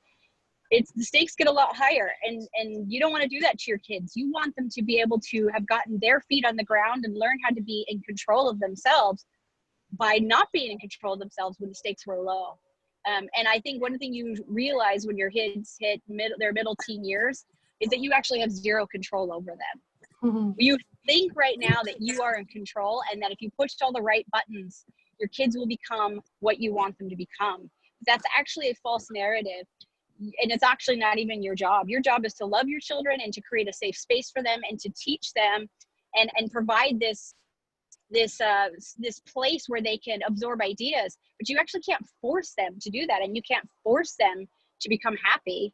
And it's a weird realization. And I think for me, once I realized that, it did change how I parented. And it's like, okay, then I need to always stay in my lane and recognize what my job is and let them be what they're supposed to be, and let them, I guess the point being, let them fail when the stakes are low. Because if you don't, when the stakes are higher, they're going to fail. And it's not going to be whether you let them or not. You won't, when they're 25, you don't get to be a part of that anymore. And if you are, then that's really unhealthy, Perfect. That's exactly where I was going with that. Exactly. Let them fail where the stakes are still low so they can learn how to work through that. Lori, you unmuted yourself. Were you going to add something? I'm so sad that last week's Zoom meeting didn't get recorded because my daughter was speaking, and she's 25 years old, graduated from BYU, Idaho. She's on with her life, and she's a child development major, which just gives her some other interesting little bits of information to share. But I got to hear from her, as some of you did, her experiences, what she felt like we did in school and at home that helped prepare her for life. And some of that was that she was able to make some of these mistakes earlier, and she learned early in life how to listen to the Spirit. And that has been the thing that's guided her life. That's what you want as a parent. In the beginning or middle years, I really tried hard I was molding them.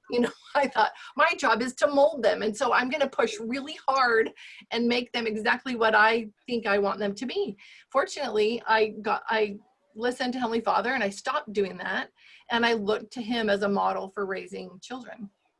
And I used that model, like Megan talked about earlier. I had to keep reminding myself to parent like Heavenly Father does. He has us out on a very long leash. But there are guidelines, there are boundaries, and those things are there to keep us safe. They are guideposts, as we've read that before. But it's a leash long enough that they can fail. They can have those little experiences where it's still going to hurt. It's still going to matter to them a lot because their little circle is smaller, but it's not a dangerous place. So that then when they get out on their own, like you guys already said, but it's so true. I see it. I've got a 27-year-old, a 25-year-old, 21-year-old, and an 18-year-old, all homeschooled and done with that. And what a blessing it's been. I'm so grateful that I stopped doing what I thought I needed to do, stopped worrying about what other people thought, what they thought my kids looked like, if they weren't measuring up to any standards. In fact, for me, I got out of the charter thing because that was putting pressure on me that I didn't want to have anymore. And so, but that's a total personal decision. I'll support anybody doing what they decide to do, but that took pressure off of me. And I just went to Heavenly Father and asked him, who are they? Who are they supposed to be? What do I need to do? How can I help them on this journey?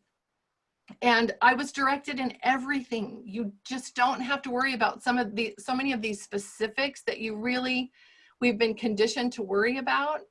But if you can step back and look at that eternal perspective for your child, and how are they doing? How am I doing? What can I do to help just guide them? And I love the stay in your lane. I'll tell you what, that becomes even more important when they are in their 20s. It does. You think you've got some great, bit of information that they would really, really benefit from knowing, but they really don't want to know that right now. They want to be in the driver's seat, and you've taught them how to do that, and you just got to step back. But anyway. Amen to all of that, Lori. I actually just am listening to a book right now that I think is so helpful in unwinding that crazy narrative of what our job is and it isn't, which actually is very destructive for kids. And it's called How to Raise an Adult. I think it's called How to Raise Adults. It's written from a lady who worked at Stanford, and she worked with the incoming freshmen for a long, long time. She's a researcher, and she just talked about all of the things that we do that society tells we're supposed to do, and picks apart and shows you how unhelpful those behaviors are.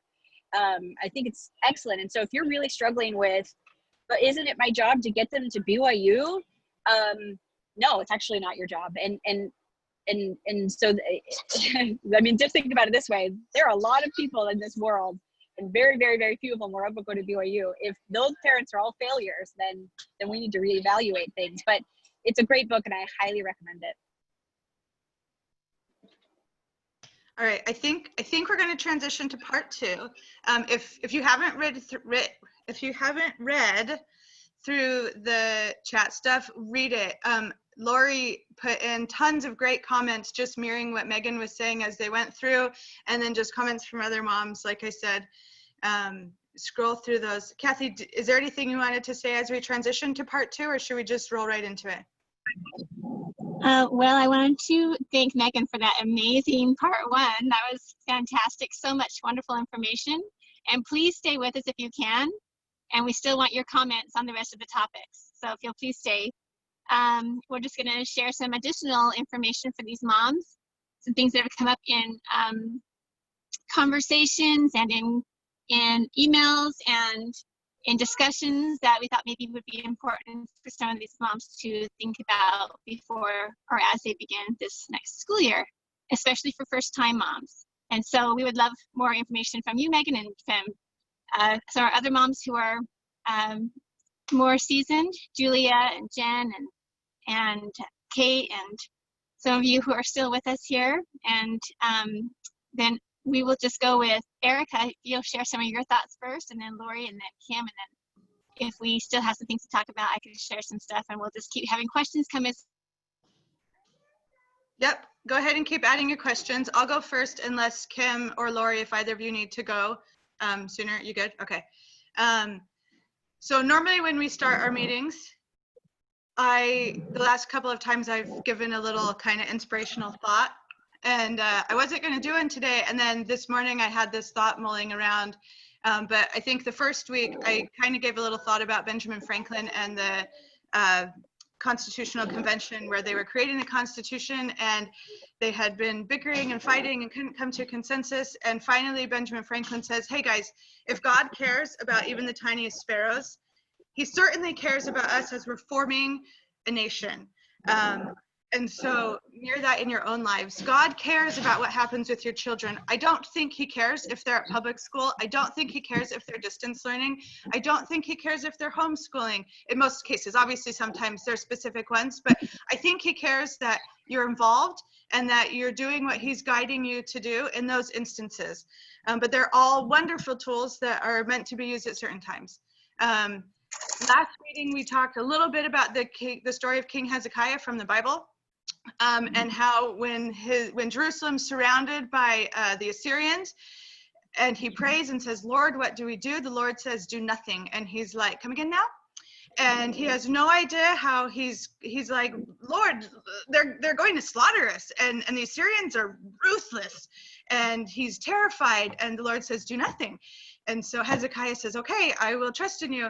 And he does. And the Lord takes out the entire army with like a plague or a sickness or something in the night, and Jerusalem is saved. And so as you're getting some of these answers to homeschool, I know a lot of you were thrown into it. It may not have been something you would have picked on your own, but for many of you it may be, pardon the phrase, but the lesser of two evils. But if this is what you feel that the Lord is guiding you to do, if there's a curriculum or a style or whatever, as you're praying, like Megan and Lori have talked about for different answers, and you get an answer and you're like, are you sure, Lord? That doesn't seem like it's going to work. Trust, and you will find answers will come in ways you never could have imagined, never could have fathomed. So today, the thought that was mulling around in my head, like I said, I took my kids to the beach the other day on Wednesday, and as we were leaving, I have a tendency, so the beach we go to has parking meters, and I have a tendency to wait too long to pack up, and then we go, and I've got 5 kids, the oldest is 13, and then I've got 3-year-old twins, and a couple in between, and it just is unfathomable how long it takes them to shower off. But if you've ever been to the beach with your children, you know how they get sand in every orifice ever created, and you know, you don't want to drive home with that. And so we're showering off, and there was this lady over there who was she was probably in her 60s or 70s. She was beyond the young child phase, and she was kind of a weird cookie. I think she was probably homeless, which if any of you guys have interacted with homeless, sometimes they're a little funny. But she was talking about a bunch of stuff, and she was really hilarious. But as we were talking, she was telling us how she grew up in Poland. And during the time that she grew up, as with much of history, it was children are seen and not heard. And in her house, when the parents sat at the table, it was not the children were in a different room. It was not the children were at a different table. The children were in the house. When the adults were at the table, the children were gone. And it was very expected that children were seen, children were not heard, children did not speak unless spoken to. And she kept telling all of our kids, we had, I was there with a friend and her kids were, so we had 3-year-olds up to 13-year-olds, and there was 8 of them there. And she kept telling them, she's like, don't tell your parents because you don't have an opinion. You're not smart. You don't know what you're talking about. And I was kind of sitting there like, that's weird. But as I got thinking about it more and more, it was really interesting to me. And I'm curious if Megan has any thoughts on this, because your girls, it sounds like, probably grew up with a similar idea. But to me, I would say if you do nothing else this year, other than help your children understand that they can have an opinion and they can have a thought and they can have things to say that are of value. Now, they doesn't mean they usurp mom and dad's authority. There still has to be respect there, but they can have things that they like. They can have things like they help them find who they are. And I think that's a big element of child-led learning. Help them find who they are. Help them find what they're passionate about and what excites them. And that's one of the great blessings of homeschooling. And even if your plan is to do this short term and then send your kids back once school's a little bit more normal, just help them discover and find who they are, and don't listen to the crazy Polish women at the beach, because kids can very much know who they are. Even my 3-year-olds, I purposefully give my kids decisions from the time they're about 1, and they're simple things, but it's like, would you like to wear these pants or these pants? Because I think kids need to learn how to choose, just like we talked about before, decisions that the consequences are smaller maybe. Learn how to make bad choices in the beginning. My kids walk around looking like homeless people all the time because I let them choose what to wear and how to do their hair. But anyways, okay, so that was my thought. If you do nothing else, help your kids discover and learn how to discover who they are. So that being said, the couple of things that I was going to talk about today is a little bit about how to homeschool with your toddlers. Because if any of you have toddlers, I'm pretty sure you've said, whoa, how do I do this? And I think the couple of other ladies that are going to say things can absolutely add things in. Kim, Lori, Megan, if you have thoughts to add as we go, share them. But for me, so my oldest went to public school through 3rd grade, and then I started homeschooling her 4th grade year. And that year, my second one started kinder, and I had a 3-year-old. And then that my third one started, she's only been homeschooled, and I just had the 3 for about a year, and then I got pregnant with twins, and it was way more exhausting to my body, and we did almost nothing that year.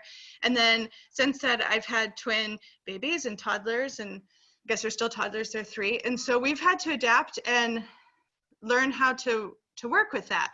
But unless you only have 1 or 2 children, you have to learn how to work around babies and toddlers.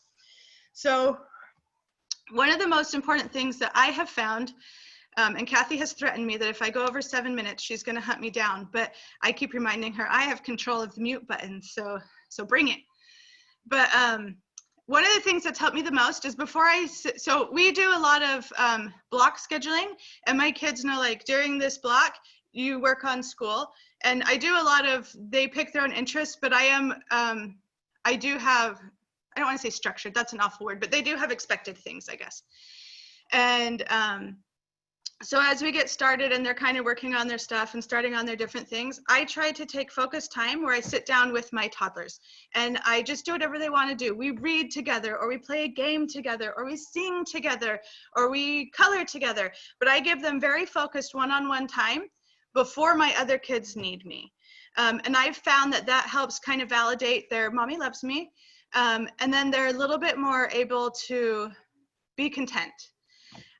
When they're littler, we had our family room walled off, and we, you know, most of the modern houses have these big open rooms. So we had this, 10-foot gate that spanned the room so the babies couldn't get out. But if you have little ones that don't know how to open a baby gate yet, having a safe place for them to play where you can throw some stuff in there that you're comfortable with and playing with that's what we would do. We would usually sit at the kitchen table, so we were adjacent to the family room, and the toddlers would be in there, and I would give them things that were safe for them to play with, you know, like the big blocks or books or peg puzzles or, you know, whatever. And we'd just let them play. And some would call it mean, but I'm kind of one where I feel like children, even toddlers, can learn how to play on their own while supervised, and that's okay. I mean, not like neglectfully, but it's okay for them to learn how to play with blocks because mommy has other people she has to take care of. So that's kind of the biggest things, especially with the younger ones. Give them focused attention in the beginning, and give them a safe place to play where they can just kind of have free reign and expect it to be a mess. And but they're safe. They can't really hurt themselves or do anything too crazy. So moving from that into, as Kathy and I were talking with some of the other moms from our stake who are starting to homeschool this year, one of them commented to Kathy that we were painting a really rosy picture of homeschooling and that there was a little concern that maybe it wasn't very realistic. And so we kind of giggled, and it's a hard line to walk. Actually, before I move into that, Kim or Lori, do any of you guys have anything to add? Because Kim, I know you've got toddlers all the time. Do you do anything else or extra that helps with your toddlers? Okay, I see Kate's hand waving over there. Not really. I mean, my toddlers really like to be a part of it. Yeah, and a lot of times at the age where they get to toddlers, we just throw them at the table with us and give them something to color or. Yeah, a lot of the stuff I do with my younger elementary school kids looks like play anyway. So I don't know, I'm probably less structured than you are in book learning, but I tell lots of we read stories, and then I don't know. Yeah, directed attention to them at first, and then they just kind of want to play with whatever we're playing with. So. Okay. Were you going to add something, Kate, or were you just? I was just gonna say that it's not easy. We suffer together, but at the same time, it's beautiful because they are mini, adults learning to do what we do, and it is a beautiful thing to include them. I'm trying to do. I don't have toddlers currently, but I do remember it very much so. And my mom had a 19-year span between the oldest and the youngest, 19 years. So her oldest was going on a mission when she just had a baby. So yeah, big span. So I remember her going through that. So I relate there. But this year I'm trying to incorporate where we pick a topic and we are doing it all together at a level. So I only pick 2 topics. That's besides devotional. So we do the scripture study and all together in the morning. And then they choose to go off and do their own things for a while. We come back together and do lunch and clean up. And then we do our core studies together. But of course, the older one gets the heavier assignment. The middle one gets the middle assignment. And the youngest gets the youngest assignment. And they each have their own levels at which they're going to be working with that. But the topic is American history this year, and then anatomy and physiology is the second subject. So we'll see how it goes. But my point is everybody's learning together at least a couple subjects every day, and then handling it at their own age capability. Mm-hmm. That's the ideal. Any other added points, feel free to include them. I am not a pro yet. No, I love it. We do a lot of the same thing. We call it family learning, family centered learn. I can't remember what we call it. Something about family, and we learn all together, and then my kids do different things based on their age. But okay, so now I'm going to transition again back into that it's hard. When I was pregnant with my twins, sometimes people would say it's hard to find that line between being realistic and terrifying people. So the best thing I can relate it to is if you've been blessed to be able to physically carry a baby, and sometimes you get those horror stories about giving birth or having a C-section, and you're like, ah! But then, like anything, I'm pretty sure the things that are the very hardest are also the things that bring us the most joy. Because just like with having a baby, with delivering, I've had 5 babies, and I still, every time I go to deliver, I'm like, I don't know if I can do it. What if I can't do it? Do you still do that, Kim? So there will be days where you will say to yourself, what was I thinking? Like, this is crazy. I'm messing my kids. This is too hard. But you'll get through it. And I know Kathy is going to talk about it a little bit more. Have some kind of support system. Hopefully you have a supportive spouse, but have other homeschool moms who you can be like, today was so hard. We were doing this, and the toddlers went in the kitchen. Actually, a couple weeks ago while we were doing this meeting, my older girls locked my babies in my room because my older girls wanted to watch a show in the loft. So they locked them in my room, turned a show on for them in there. And then we discovered that the babies got out the fingernail polish and had painted my bathroom floor and had painted the toilet and had painted the counters. And you will have homeschooling days that look like that.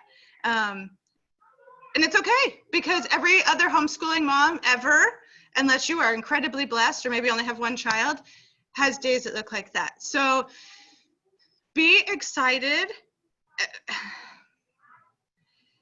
Be excited, and be excited about the potential, but be forgiving of yourself when you have a hard day, and be willing to say, let's just stop here.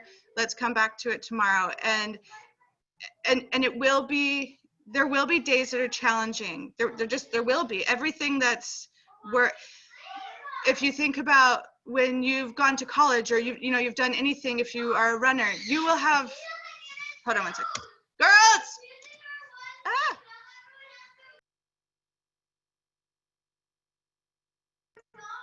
Sorry, I just yelled at you all while trying to yell at my kids. There will be days that are hard, but there will also be days that are wonderful. So just like being a mom, that's just kind of how it goes. It's kind of part of it. Okay, so if any of you guys Can I say something, Erica? Yeah, please, because I feel so jumbled in that thought. That's okay. I get what you're trying to say. And I wanted to add, like, nobody escapes life without it being hard. So let's not pretend that having a toddler and kids in elementary school is easy, because waking up and getting them all ready and making their lunches and getting them on the bus isn't easy either. So, I mean, and I don't think not having kids is so great and easy. I mean, nobody gets out of this life without it being hard. But I will add that one of the best pieces of advice I got from the lady at the homeschool bookshop, she said, if it's really, really difficult to get your child to do the curriculum and they hate it, it's a bad curriculum for them. It's not a good fit, and move on. And so I think sometimes and I do think this happens more in the church, we think that there's some badge of honor in enduring, unfulfillment and unhappiness. But really, those are actually, we call them divine dissonance. Like, something's off because nobody's happy. This isn't working. And you don't just say, well, we'll just push through it. You say, okay, this isn't working. Could it be that we're just all tired? Sure. Could it be that, like, the baby's teething? It could be. Or maybe, like, just we need to tweak some of the ways that we approach life and some of the beliefs. I mean, I feel like being a mom now, the things that you're talking about, like that you have to play with your kids and sit down with them each individually every day. No mom in the history of the world ever had that burden on her, because she was going to do the laundry, she was going to start the fire and cook the meals, and the kids just had to tow along. And we think, oh, it must have been so bad for them. But I would argue that it was actually really good for them because they were participating in the world and got to see immediately and be educated in skills that they would need when they were adults. The burden to be a mom in the modern world, if you're following the narrative of what is required of you, is exhausting. And whether you're a public school mom or a homeschool mom, I mean, it's just exhausting. And so I think re-evaluating that narrative, and I think Lori talked about it, the Spirit will lead and guide you to what your job really is and what is required of you. But also listening to your unhappiness. If you're unhappy, there's something to be said for that.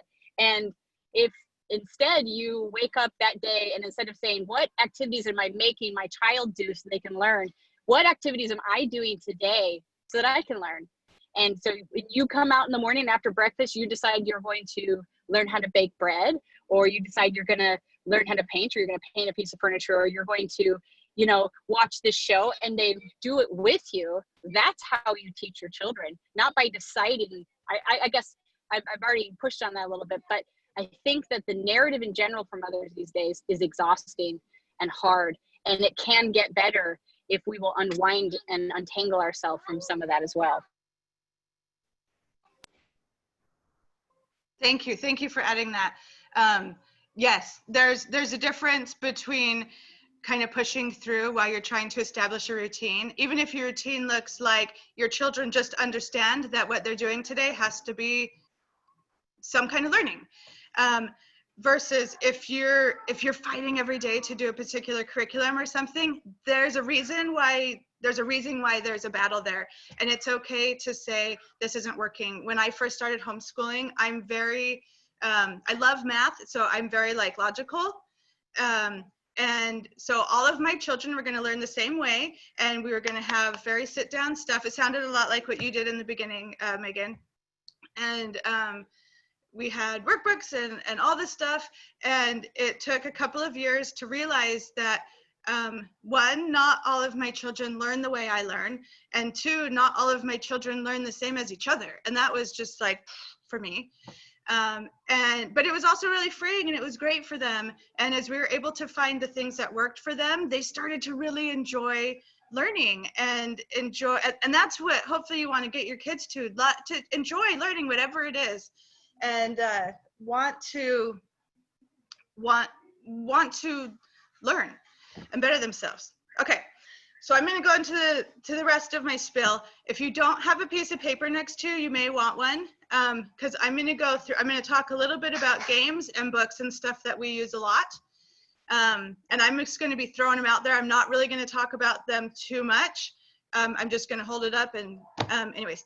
So like what Kim said, my toddlers are now 3. So a lot of times they do actually sit wherever we're doing school, because we tend to gravitate kind of to areas. My kids aren't allowed to use computers in non-common areas of the house. So if they're doing something on a computer, we're kind of near each other.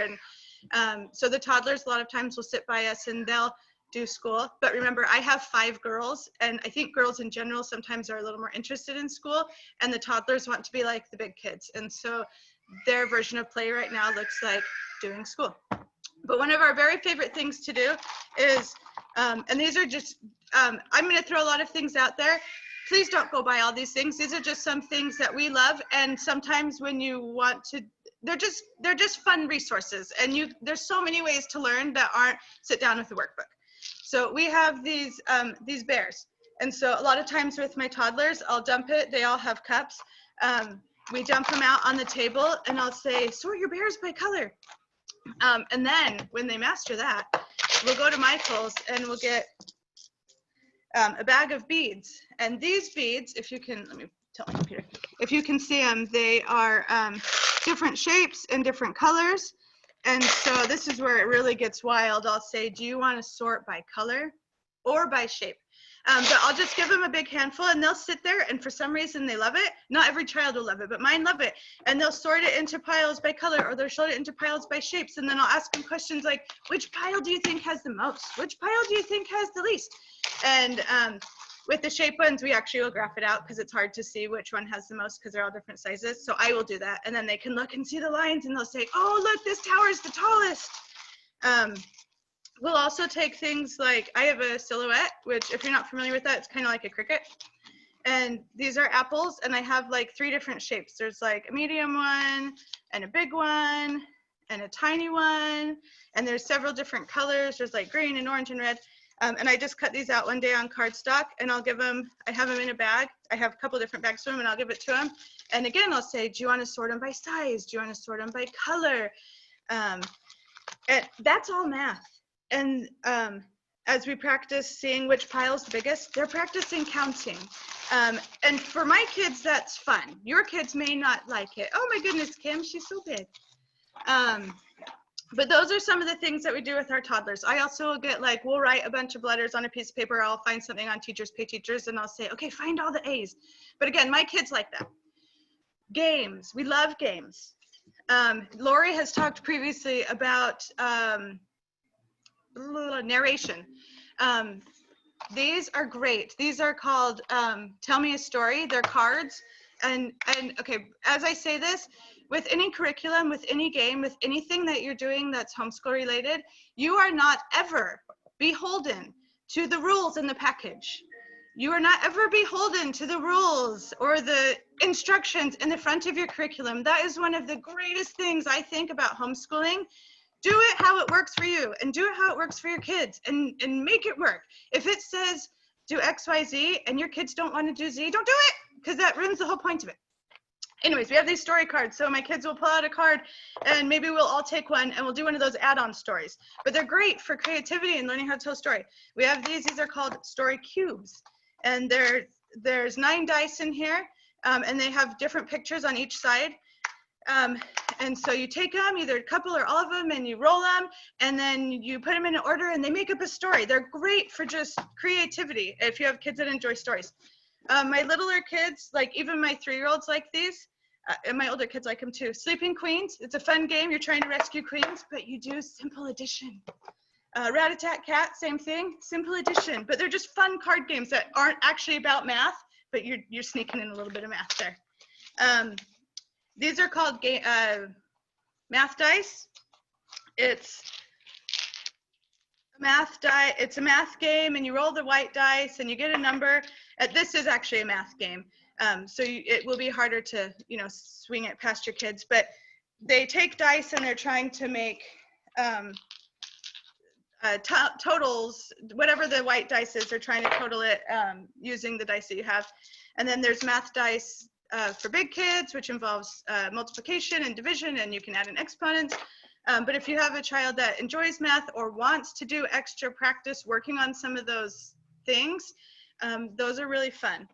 If you have kids that enjoy spatial reasoning, this game called Swish is awesome. It's got all these cards that are clear, and they have dots on them, and you lay them out on the table, and they have to try to match things up without touching them or turning them. They have to do it in their mind, but it's great for spatial reasoning. So if you have kids that are kind of engineer or have engineer related skills, that one is fun, and it's not technically a learning game. So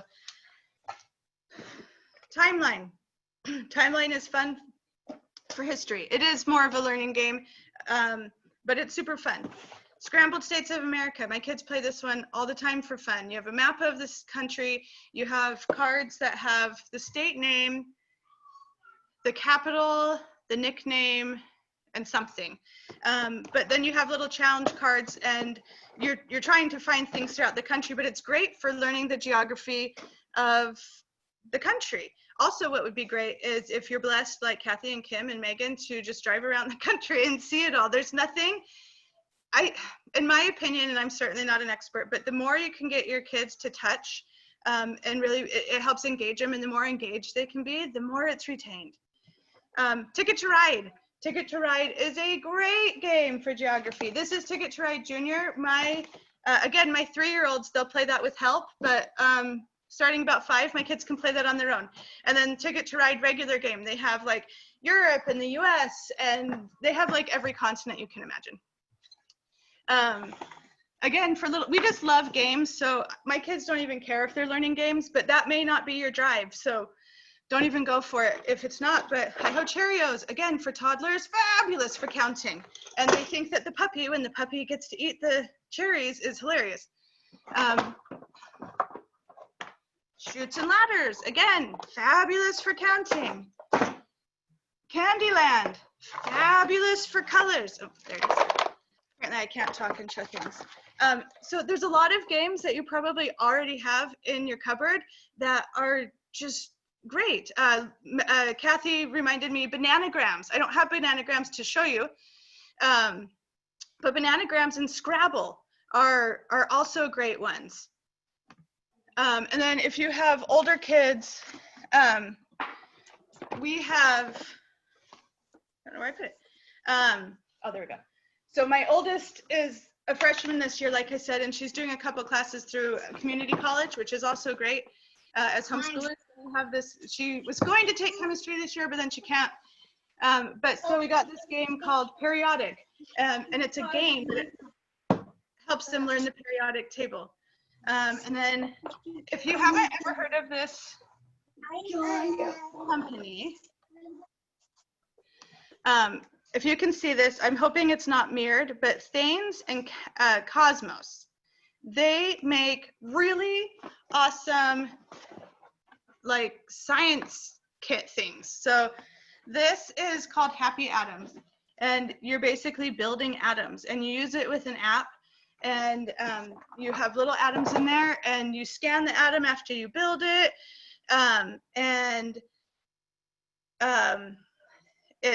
it plays the whole thing and shows you like what those atoms are in. And I see people adding in games, which is great. Add in your games, because we're going to actually make a blog post out of this, and I'd love to throw in games. So if you have games that you love, totally add it in the chat.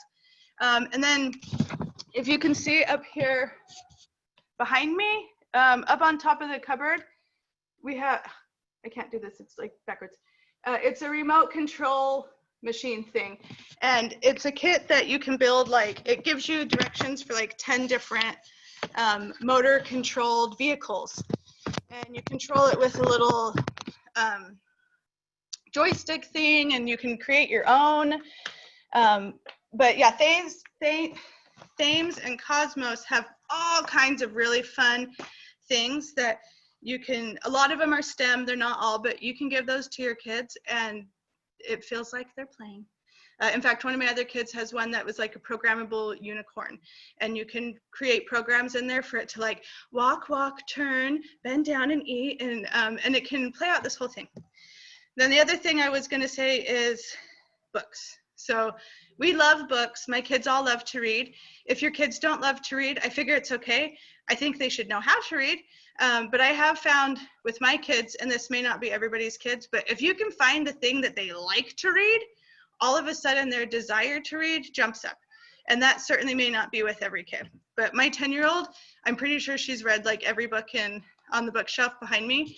There's like 3 of them with books that are Cosmo. So it's THAMES, and then and KOSMOS, Thanes and Cosmos. And they have a website. If you just Google it, thanesandcosmos.com, I think. But my kids love to read, and my older kids will go back and read younger books of these. And anyway, so things like National Geographic Kids. We have tons of these. I think I got them at Costco, but these are the sort of things. Kathy is the queen of yard sales, and she has found so many amazing things. But these are like deadliest animals, penguins, bees. We have like a couple dozen of those. We have these ready to read, and I just grabbed a pile off the shelf, but these are like Amelia Earhart, Clara Barton, Albert Einstein. I love historical fiction books. Those are probably more nonfiction books, but and then some more I can reads. These history I can reads are great. Hamilton, Ben Franklin, George Washington. After we watched the Hamilton play on Prime, I think every single one of my kids went and read this book that could read it. Some more I can read, these a little bit higher. These are Dust for Dinner. This talks about the dust storms and the crops in early California with like the migrant workers.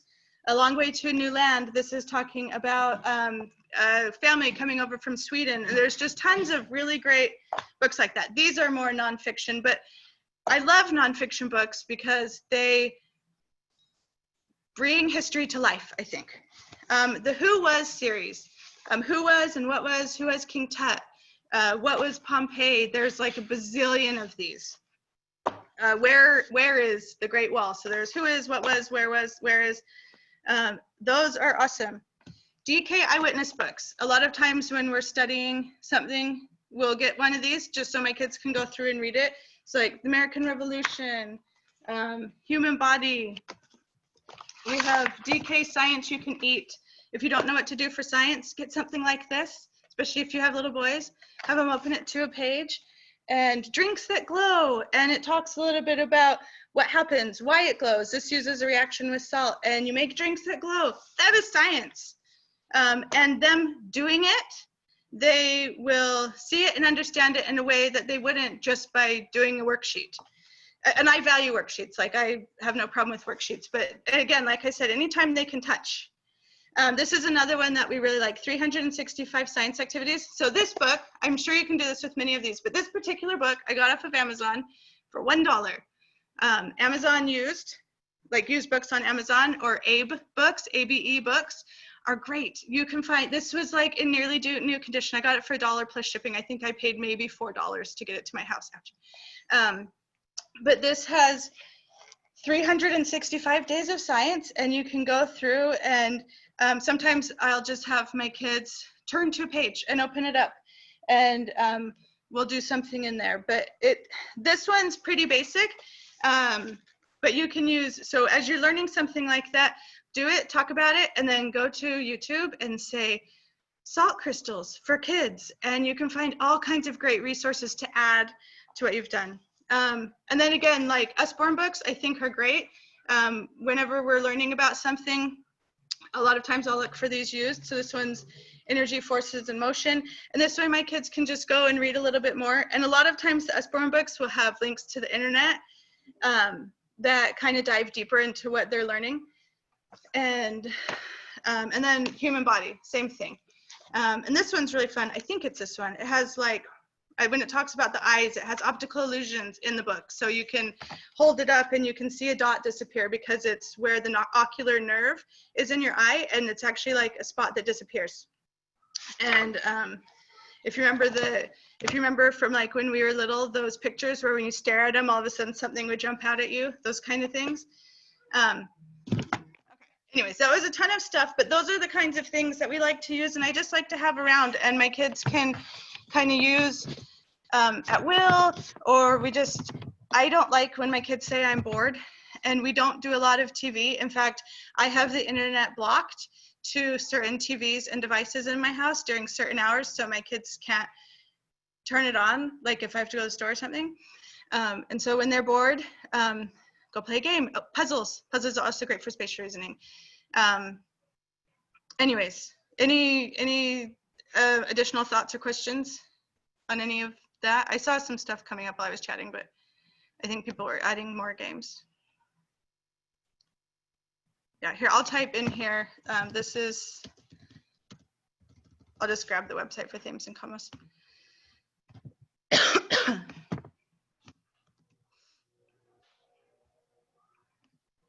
And sorry, I talk really fast when I get going, so I see a lot of giggles there.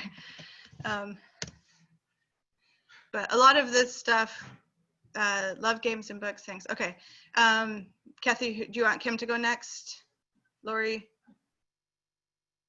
I can't remember from the schedule. I think I threw my phone while I was talking with my hands. Hi, sorry. Responding to a message, but You're good. yes, Lori is next, then Kim. Okay. So, thank you, Erica. That was awesome. Sorry, I went over 7 minutes. That's okay. You're Yes, doing great. and Gabriella just asked if we're going to be able to rewatch it later. I am recording it.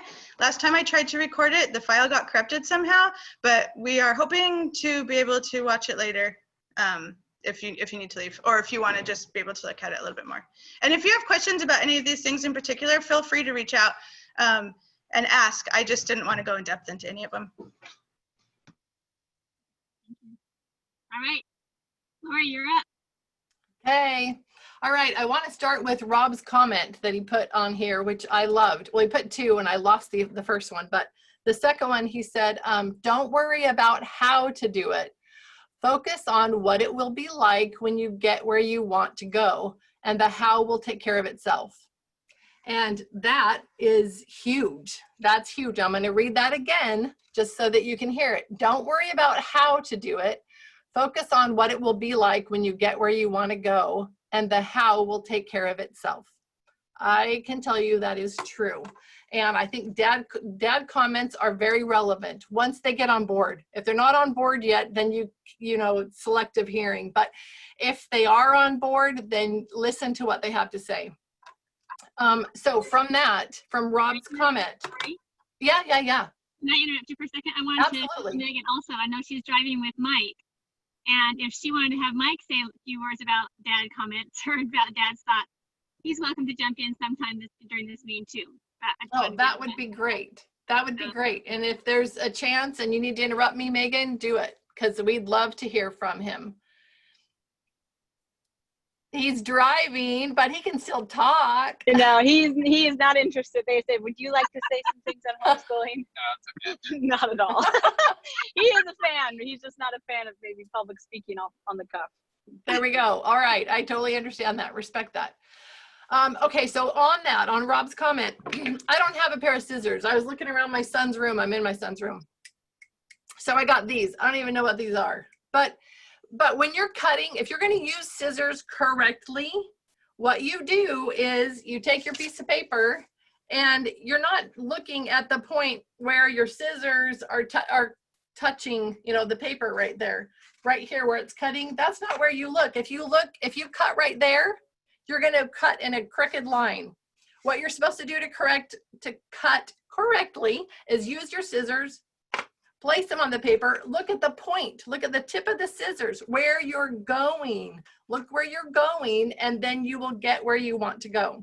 So I don't know, I just thought about that. I thought about that as a thing. I think about that often anytime I'm thinking about a goal and planning. You have to plan ahead and you look where you're going and things work out a little bit better for you. So that's just one little thing, but I loved Rob's comment. Then another thing I thought, Julia. I was just going to say, sometimes don't plan too much or too far in the future, because then we get wrapped up in, I have gotten wrapped up in the planning, and then the learning opportunity is gone. So yes, have that envision where you want to go, but don't focus so much on the planning. Just get working on it and it will happen. I think that somebody else had said that, just do it. So yeah, just get started. No, Yeah. That's true. Just get started. And probably I should be more clear. I mean, the eternal goals perspective, just keep that in mind, and it just lets go of a lot of the other little things you could be worrying about. Just keep that eternal goal in mind, and you'll stay on track a little easier. You won't be course correcting, over and over and over again. Megan, were you going to say something? Yeah, I was just, a friend called me this week for the second time because she's being forced into homeschooling this year. And I asked her on the call, I said, well, what would successful homeschooling mean to you? Like, how would you know if you're successful? And she's like, I don't know. And I said, the classic, well, if you don't know where you're going, any road will get you there. And so I think one of the most important things you can do as a mother is what am I trying to give to my kids? And especially as a homeschooling mother, what does success look like? If I do this well, what does that look like?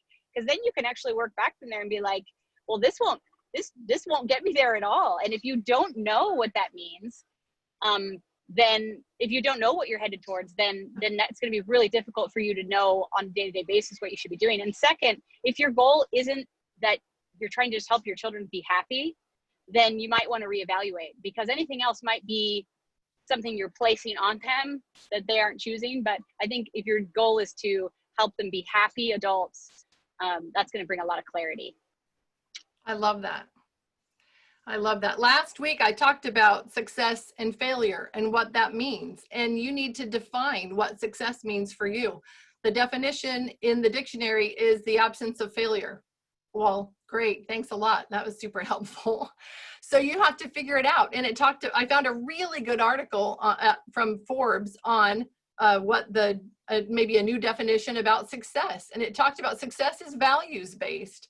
And when success is values-based for you, it's a lot easier for you to look at a situation even where before you might have determined that you have failed because it doesn't look like success. If you were being true to the values that you set up, even though maybe it just didn't go the way you had kind of envisioned, you can still pat yourself on the back and say, good job, because I was in line with my values. And you know what? That maybe that way of doing it didn't work.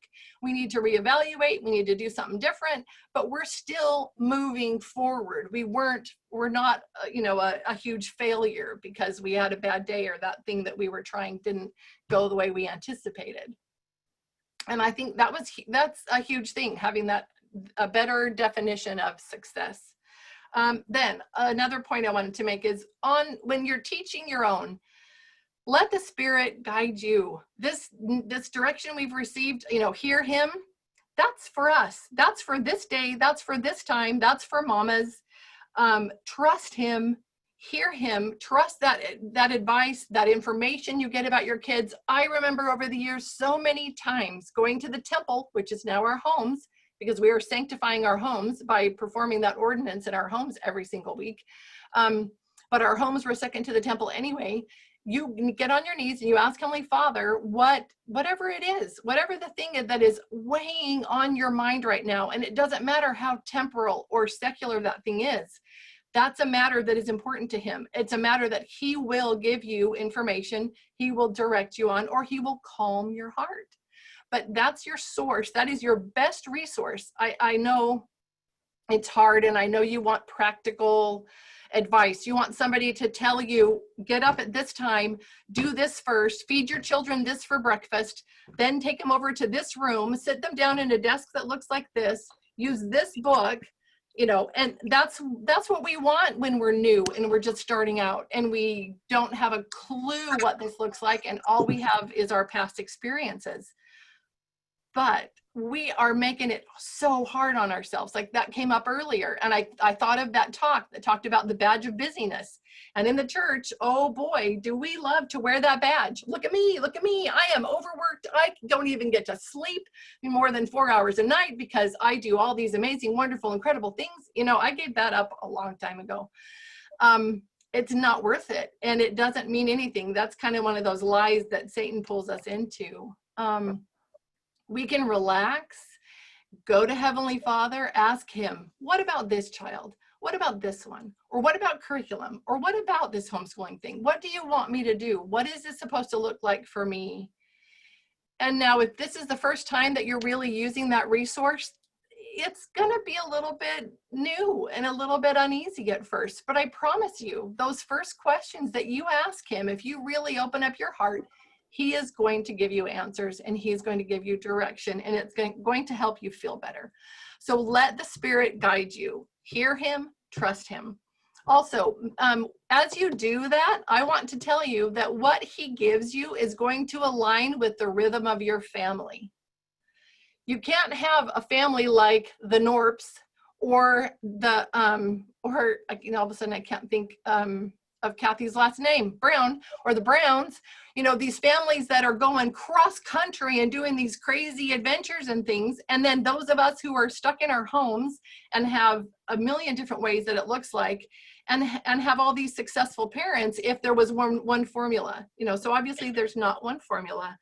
Heavenly Father will help you, and He'll give you that way that aligns with the rhythm of your family. It should be natural. It should be, and I'm going to say this word and don't shout at me and don't get mad at me, easy. There are going to be some hard days, but it is not supposed to be hard all the time. Megan, you're shaking your head. You're nodding your head. So she agrees. Did you want to say something? I mean, I just 100% agree. I was going to type that into the chat that it should be easy. And I was telling that to my husband, it's so natural. It's not hard. It doesn't feel foreign. It feels so organic and natural for us in the way that the rhythm that we found. And I just couldn't agree more that everybody has a different rhythm. And once you get into it, it isn't hard. Yeah. Okay, good. Thank you. And then consider using stories. I will always put Well-Educated Heart out there as a resource. For new moms homeschooling, you truly could just use her little app, have access to these free stories, read stories to your children as part of your day, and just have just the normal rhythm of your day, and you really would be okay. But most parents don't really believe that. They have a hard time letting go of those we've been conditioned. Kate has it different, but for the rest of us who went to public school, we've been conditioned to a certain way of doing things. This is what learning looks like. And if it doesn't fit into this box, then it's not learning. And that's what causes these moms, well-intentioned moms, to be saying, okay, but how do I know when it's learning? How do I know when we're educating? And I promise you, you don't have to worry about that. I'm going to share with you now a few thoughts from a lesson that a little paper that was written by a old school homeschooling mom that I've shared with every homeschooling mom I know. The little talk was called "The Baby is the Lesson." There are absolutely wonderful principles in this little talk that I'm going to share with you. Every day I'm teaching my children. Every single day I'm teaching my children. I'm still doing it. You are all doing it. Every day you are teaching your children. You are teaching them how an adult values the precious gift of children. That's huge. That's huge. That teaches a child a lot about them, about who they are and why they matter and why they're important and why their feelings are important and their desires, their passions, all of that. You are teaching that by modeling it. So you are teaching them every single day, moment by moment, how you value the precious gift of a child. That is a valuable lesson, the most valuable lesson a child could ever learn, I believe. They learn moment by moment by following you as you live your life. And that's what we're supposed to be doing. We are living our lives, not revolving our life around our kids. Megan.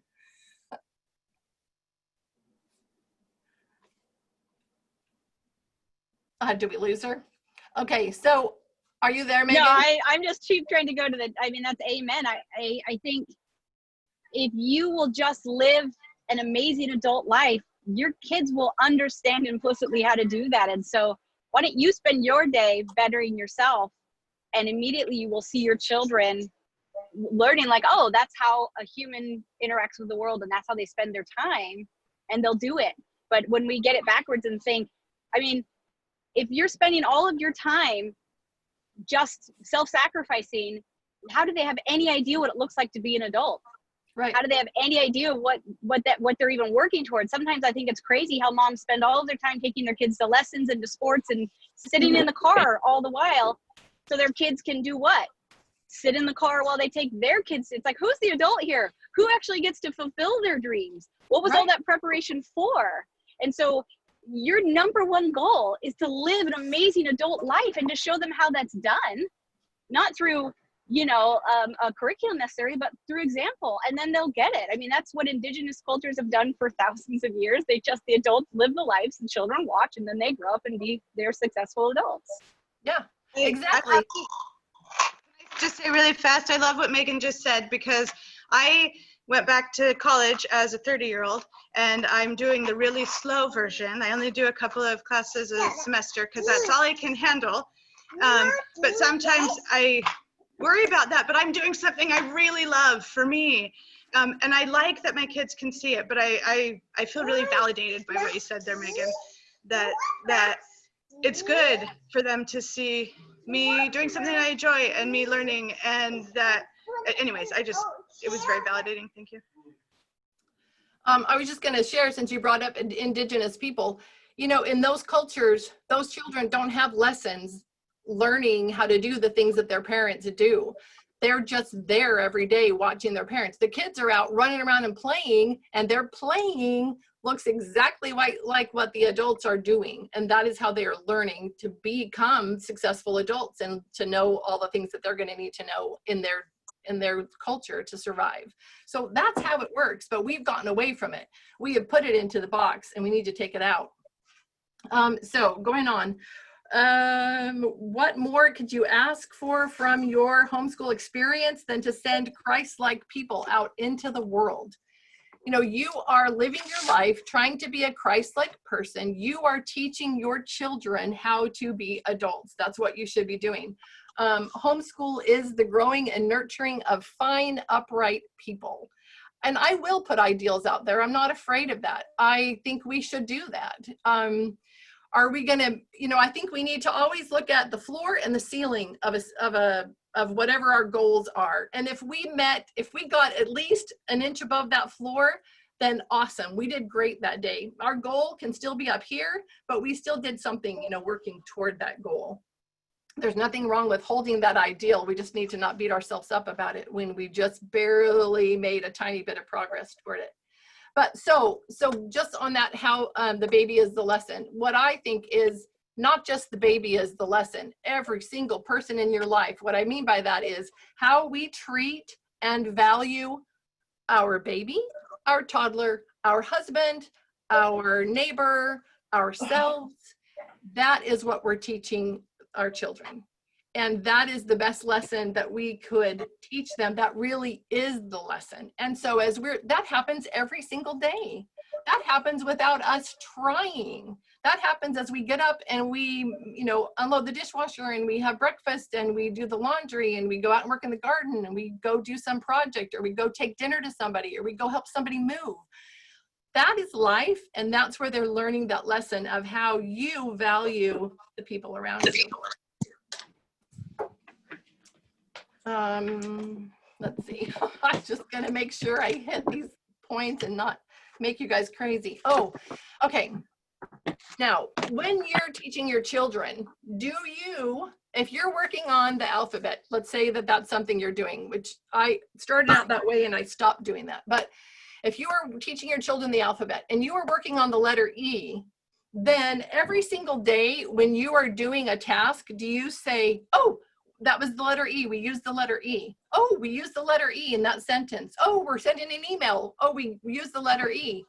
Okay, why do we do that with math? You know, why do we do that with math? Why do we do that with science? Why do we do that with any of these things? We don't have to. If you want to, great, but you don't have to. You can, like I put in the comments earlier about math, math is, like I said, it's just an essential part of your lives to a degree. And that math that you use naturally as part of your daily life is what your children will learn. And that is the math that they need in their lives. If they have an interest in engineering, you know, or in math and other kinds of things, then that child needs more math. And that child, you need to support them in that. And you show them how to get that information and you help them and model that for them. But for the rest of us, we don't have to worry so much about, you know, labeling the things that we're learning. Your children are going to absorb so much more if we stop labeling the learning. We just learn. We just really enjoy those opportunities and experiences that are all around us. And like Megan says, put them in the driver's seat, let them go, let them learn. And Kate and I are gonna have a conversation later about her son. I'm gonna talk to her about my son and the ways that there are similarities there, and how when I finally learned to trust Heavenly Father and then let my son fall a little bit, let him have some time where he really didn't do anything and he learned on his own that didn't make him feel good, you know. Anyway, but we'll talk more. But that you will see this if you let natural consequence be a part of your parenting. You'll have all kinds of success. You really will. Heavenly Father will help you lead and guide and direct this whole thing, and you'll have successes. I want to go down saying, you're not homeschooling. You are parenting. This really is what parenting really is all about. We just about 150 years ago, 200 years ago, we inserted public education. And we I can't think of the word right now, but we gave that role to our government. Good or bad, you know, but we did. And if you are deciding now to take that back, you're just returning to the way things used to be. It's not an unusual, crazy, weird thing. It's a natural, wonderful thing. And there's opportunities for all kinds of success for your children when you let them sit in the driver's seat and you have the confidence in the Lord that he will direct them as they learn more and more about learning to respond to the Spirit. My children from junior high on, every single year they prayed about school, homeschool, what they were supposed to do. We let them do that. We prayed, they prayed, and we talked about the answers that we got so that they knew that that was the thing that they were to be doing during that time, and that helped them so much, made such a huge difference. That's all I have officially, formally. Love it, Lori. Thank you. Mm-hmm. Thanks, Julia. Thank you, Lori. That was great. We're going to move right into Kim. Kim, this is a great time for you to hop on, hopefully. What is there to say that hasn't already been said? You guys have done such an awesome job, and you totally went over everything I had intended to say, and that is the importance of putting God first. Yeah, it's great to pick other people's brains about what they're doing, but the truth is that no one knows your family like God does, and no one knows your kids or what you need like he does. And if you just turn to him and ask, he's not going to deliver you like a year's curriculum on a silver platter, but it's going to be more like Nephi when he's going back into Jerusalem to like get the plates, and he doesn't know beforehand what he's supposed to do. But as he moves his feet, he's guided and he knows exactly what it is. And I want you to pay attention to like the light bulb moments in your day. For example, I don't have time to plan a curriculum and I don't really use a curriculum. I think that's for, anyway, beside the point. The longer you do this, the more confidence you get in yourself and you just feel like you know what you're doing. You don't need that stuff. But if I get in a rut or whatever, I can just pick up a book and start reading to my kids, and I get these crazy light bulb moments where Heavenly Father just gives me awesome ideas of how to connect ideas and things that we've already learned about, or ways to pique my kids' interest and light the fire of desire to learn. And I think that's all we're doing, is just facilitating everything that Megan said, everything that Lori said, but we're just facilitators in this and helping them learn what it is they're interested in. And I feel like it's like manna from heaven. You just get what you need for that moment or that day. And as we do what we're supposed to do as parents and teaching our kids, that he guides us every step of the way. So to put God and Christ at the center of your life is also, that's what homeschool is. It's just life, right?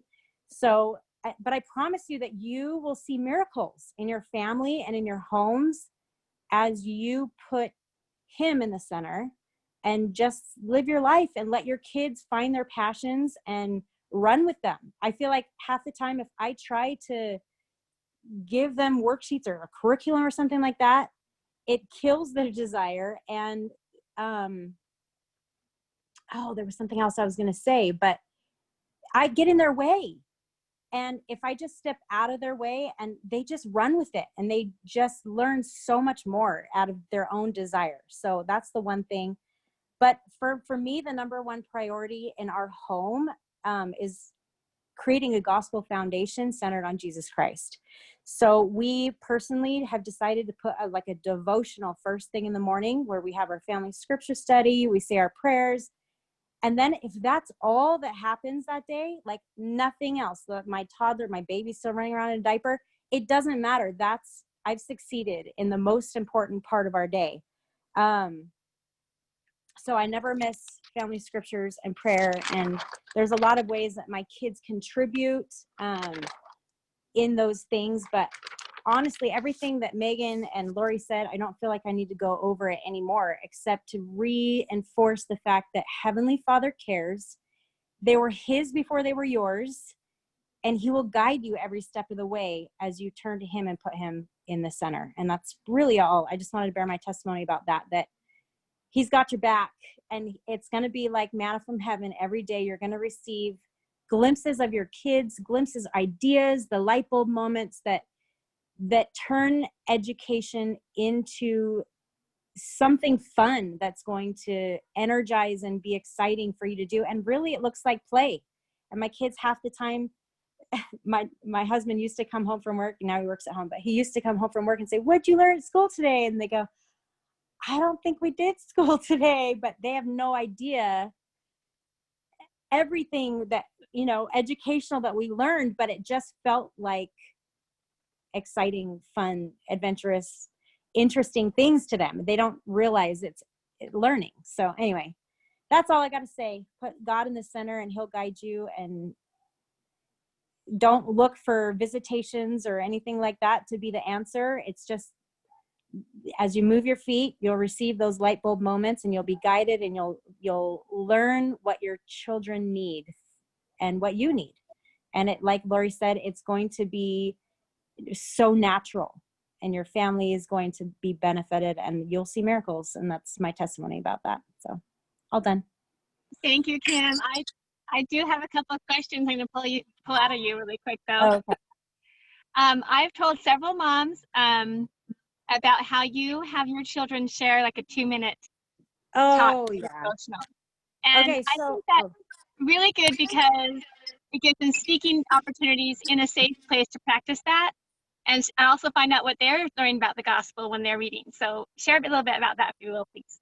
So my kids usually, well, I shouldn't say usually, they start younger and younger, but I didn't start reading the Book of Mormon on my own till I think I was 12. But I've been fascinated to watch. I don't force my kids, but by the time they're baptized, every one of them is reading on their own every day. And I just say, hey, while you're reading, mark up a scripture that you thought was really cool. So as they're reading, they, highlight things or whatever. But what I have them do is, I just call on them, hey, Dre, give the 2-minute spiritual thought. And so all they have to do is open their scripture and pick one of their highlights, read it out loud, and they just come up with something they said, something to say about that scripture. They relate it to us or the world today or whatever, and then bear their testimony. And so they can do that at the drop of a hat. And I think it's really good practice for being a missionary and just life in general, to be able to just stand up and off the cuff. They're way better at it than I am because I've had so much practice doing it. So it doesn't take any effort or pre-planning for anyone. So it's cool. Perfect. Thank you very much. Have you incorporated the Come Follow Me much into your devotional? You know what? We have that. We bust through Come Follow Me on Sunday because I feel like I really want that, but I also want other stuff to be taught. And so a lot of people do a little bit of Come Follow Me every day. We do that on Sunday, and then we keep going with other resources throughout the week. Not that we don't talk about it. We still read, those sections of scriptures and stuff like that. And we even use like the Don't Miss This, Take 5 and stuff like that on busy days. But now my mind just got blank. What was even the question? Oh, Come Follow Me. So no, we don't necessarily go over Come Follow Me every day. There's so many resources that's endless, but there's been times we've used Preach My Gospel. There's times that we've used True to the Faith or The Strength of Youth. There's just so much out there that I want my kids to have. And so we do Come Follow Me, but we do it on Sunday. Kim, what does the devotional look like? Do you prepare the devotional, or No. do each one of your kids take turns? No, I literally, we sing a song together, and we usually pick, like, for example, we'll say, okay, this year is going to be Articles of Faith. And so every month we'll sing that same stinking song every single day, so that all of a sudden, without any effort, they now all know every article of faith, And there's a bunch of different resources. If you've heard of Sons of Ammon, they have all the scripture mastery set to music. So one year we did that. Anyway, so we sing a song, somebody says a prayer, somebody gives the 5-minute spiritual thought. We read scriptures, we talk about it for a minute. And then we say a kneeling family prayer. And then we have a little family motto and a little thing that we do together. But it's basically our mission statement as a family that we all say together, and then do a little Go Loudons, and then we split for the day. So anyway, that's our devotional. It can take anywhere, I usually it's less than a half an hour total, But that's just what we do. But again, don't copy what anyone else does. Heavenly Father will give you divine guidance for your family of what your family needs and how you can do it, So anyway, I hope that helps. Yeah. Great. Anyone Thank else want to you. comment on that? What's that? Are you talking to me or everybody else? I didn't hear Anyone you. else want to comment? Anyone else want to comment? Yeah, that was great, Kim. Lori, go ahead. You need to unmute you. I know. I always go up to my own screen to hit the button. It's all right. I'm old. I'm older than all of you. I have an excuse. I just wanted to point out that Heavenly Father knew what we needed when he gave us family home evening, where our children could take turns teaching lessons, testifying of the truths that were coming into their hearts, family scripture study, family prayer. Now, the come follow me at home. In my life, I'm just so grateful. I look back and I see that over the years, our homeschooling years, we built a gospel foundation. That's what we built. That's what we worked on. That was what the focus was. That's what you want your kids to have more than anything else. Honestly, if you were to choose, if someone told you, okay, choose, you can teach them the gospel, you can prepare them for college. Do you know what? There are a lot of moms, a lot of parents that would choose prepare them for college because they can only see the temporal. They can see, but they need that right now. They need to be prepared for college. We can work on that gospel thing, like on the side, but they've got to do this path. They've got to stay on this path and follow this. And I mean, some people won't like that I said that, but a lot of members of the church would say that. They would pick the secular road. You get what you chose, I guess. All of our kids have the agency. They are all going to decide for their own whether they're going to completely stay aligned with those things that we taught them or not. But we have this incredible opportunity to build that foundation. That's the one that is eternal. The other one, once they're out of college, that part's done. And, they succeeded, they didn't succeed, life comes along, you have a degree, you don't have a degree, all that is over here in this category of things that are temporal. I just say stay focused on the eternal, have that eternal perspective, build that foundation. And the thing is if you build it early, like our kids, I encourage them to read the Book of Mormon really early, like way earlier than many parents would have done that. But I just thought, if you're going to get baptized, you probably ought to have read the Book of Mormon and have a testimony of it. That was my feeling. But for one of my kids, it wasn't 8, it was 12. And that's how it should be. It would be different, right? There's not like a one thing, but they read the Book of Mormon early. They read it, they prayed about it, they received confirmation and a testimony about it. They obviously then we're learning how to listen to the promptings and receive promptings. That's going to guide their learning. And if you are able to trust in the Lord enough to step back and let them do that, it'll turn out all right. I don't, and if your goal is to have academic scholars and that's your highest priority, then you're not going to want to take your information from me, because that's not who I'm preparing. I'm preparing those children who, like Kim said, were his before they were mine, and are still his. I'm preparing them to return back to him. And that's the most important thing I can do while I'm here, is facilitate that in the best way that I know how. And if the best way is for me to step back and get out of the way, then that's what I'm going to do. If it's to lead or guide a little bit here and there, then that's what I'm going to try my best to do, and I'm going to fail. And I had days when I was in tears and, and I've had all those, negative experiences. But honestly, if we wake up in the morning and ask him, what do I do today? What do we do today? He really will give you direction and answers. And it really is as simple as that, even though we want to make it harder. Anytime anyone ever asks me, aren't you scared your kids are going to have holes in their education and all that kind of stuff? I'm like, man, did you go to public school? Like, everybody has holes in their education. Who decided what was important to learn and when? It's a bunch of, anyway. But look what Heavenly Father was able to do with Joseph Smith as just a boy with a, 3rd grade education. And as long as we're close to the Spirit and we teach our kids how to hear him, they will have everything they need to succeed in life and in God's kingdom, which is my biggest priority. So Yeah, I just amen to all of that. When we first decided to unschool, I said that my intentions, that the 3 things I felt I needed to teach my kids was how to learn, because we don't learn that very in the school, but they need to learn, how to work, and then how to be good people. And then over time, I took the good people out because I thought there was a little bit of a weird weightiness to that, and I changed it to how to be happy. And I really feel like through the last year or so with the Come Follow Me program and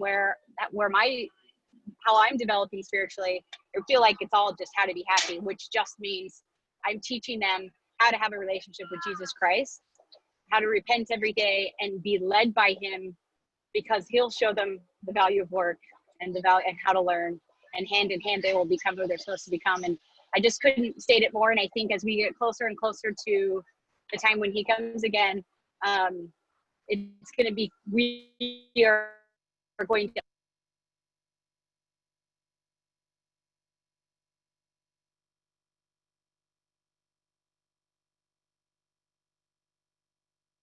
untangle ourselves more and more from the narratives, because the society at large is more and more recognizing that we're just safe and you just sing songs all day and, I don't know, bake bread. When you truly hand your life over to the Savior, it becomes the most beautiful, exciting life that way better than you could have imagined. Because if you trust that he loves you more than anybody and knows you better than anybody and created you for a purpose, then he created you to have the most exciting, joy-filled life beyond what you can imagine. And he's done the same for your kids. And so I think the next decade or so, it's going to be very interesting. I actually think that in a lot of ways, the Lord is giving us the opportunity to really untangle ourselves from the school system, to take back the power in forming our children's worldview and bringing them back to the Savior. And I think it's going to be really interesting what happens with this generation. I'm so grateful for the Come Follow Me program. And I'm also so grateful for the homeschooling we've done, because I know a lot of people have struggled as churches come home, but man, we have loved it. We love home church. We're a little bit bummed of going back because we're all so present and the Spirit's so strong. Sorry, kids are talking. Hey, you guys, just a minute.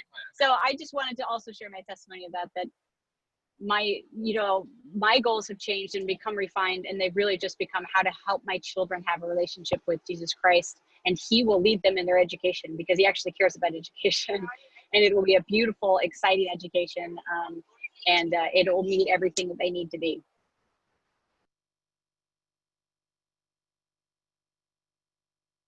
And Megan, I have to say, I'm glad you added that, because I never mean to take away that we're not supposed to be learning, because that's what he wants us to do. But it has a different motivation in his way of us pursuing that. Thank you very much, ladies. That was fantastic. Are there any other comments before we move on to something else? Our last little bit. I thought I would mention, this is such a boon. It's such a great time to come together and hear from all of you.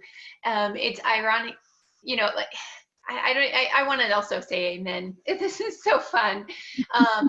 There are so many homeschoolers that I lately have been coming to me and asking for tips and advice. And a lot of times I'm like, okay, so I've been homeschooling since 1980, but that does not make me an expert. I feel like there are so many different phases and experiences all along the way. All I end up doing is oftentimes giving them encouragement that they are capable, and keep going back to what you're just saying, that God knows us. He knows our children, and he trusted us with them, and we are capable of this. So it's so encouraging to hear it again, because I am at the phase that is a teacher phase now, and I still need that encouragement. And so I'm curious, Lori, if you, in a future time, if you ever want to talk about this, what your advice would be on the transition from children to no children, because I have, seems like it's going way too fast. I only have 9 years left with my kids at home, and that scares me because I feel like I have prepared my whole life to be right where I am right now. But I've prepared none of my life, or in my head, I know I really have, but for when I become an empty nester. And my mom homeschooled 7 children, K through 12, for 42 years.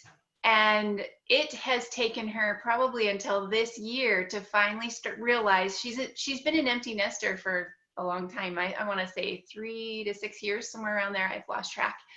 And she still goes upstairs to the schoolroom and just cries and sobs in her loneliness. And that is so hard for me to hear, because I'm like, I don't want to get there either. And then I realize, there are some wonderful things to look forward to at that time of my life as well. And the Lord will have a mission for me that I don't even know right now, that will blow my mind when it gets here. But anyway, that might be a whole other day of conversation, but I am curious. I want to know how to prepare myself for that day so that I don't get there and break down, because I don't look forward to it at all. I'm having so much fun right now. Oh, that's a really good comment, and it would be a good subject to address. But I can tell you, one of the things I never anticipated was I'm doing this. And that is filling a lot of time, actually, just talking with other moms and helping motivate them and encourage them. And that's not something that I anticipated would fill this time. Also, they don't go away that easily. So I was really worried about it. And then all of a sudden now I have 3 of them at home, and my 4th married one may be coming home because of this COVID thing. Graduated, has a wife. And they may be coming home for a little while because of that whole transition thing. And so that's okay. I mean, for me, that's heaven. I have loved every moment having my children home. And I'm that mom that I couldn't get enough of them. I probably, if Heavenly Father hadn't told me I would needed to homeschool my kids, I would have had a hard time letting go of them anyway, because I wanted to spend time with them. But the thing is if you're doing like what Megan has been talking about, if we are the whole time that we think that we're homeschooling our kids and are really parenting them, if we are just living our lives and we are perfecting ourselves and we are learning out of the best books and we are experiencing art and nature and music and we are enriching ourselves, then that transition, it hasn't been that bad. It's really been a more natural thing. And now as much as I love them and want them around, I have time to do more of some of these things that I have found that I really love. So.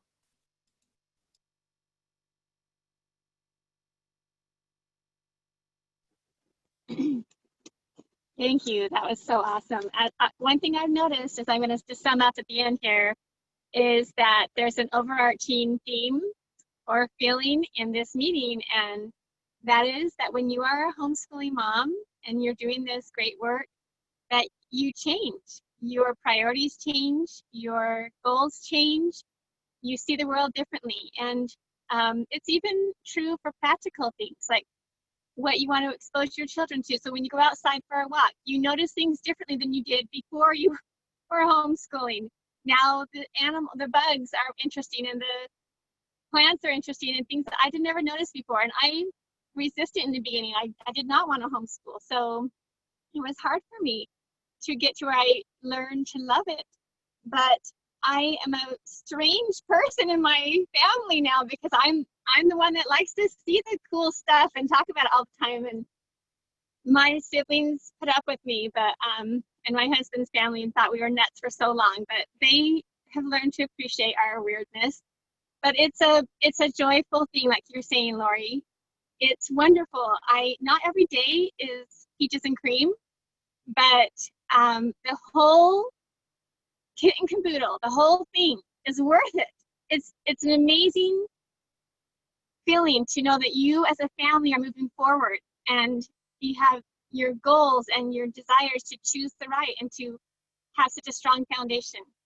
I have learned so much from you ladies today. I just feel like this meeting was totally inspired.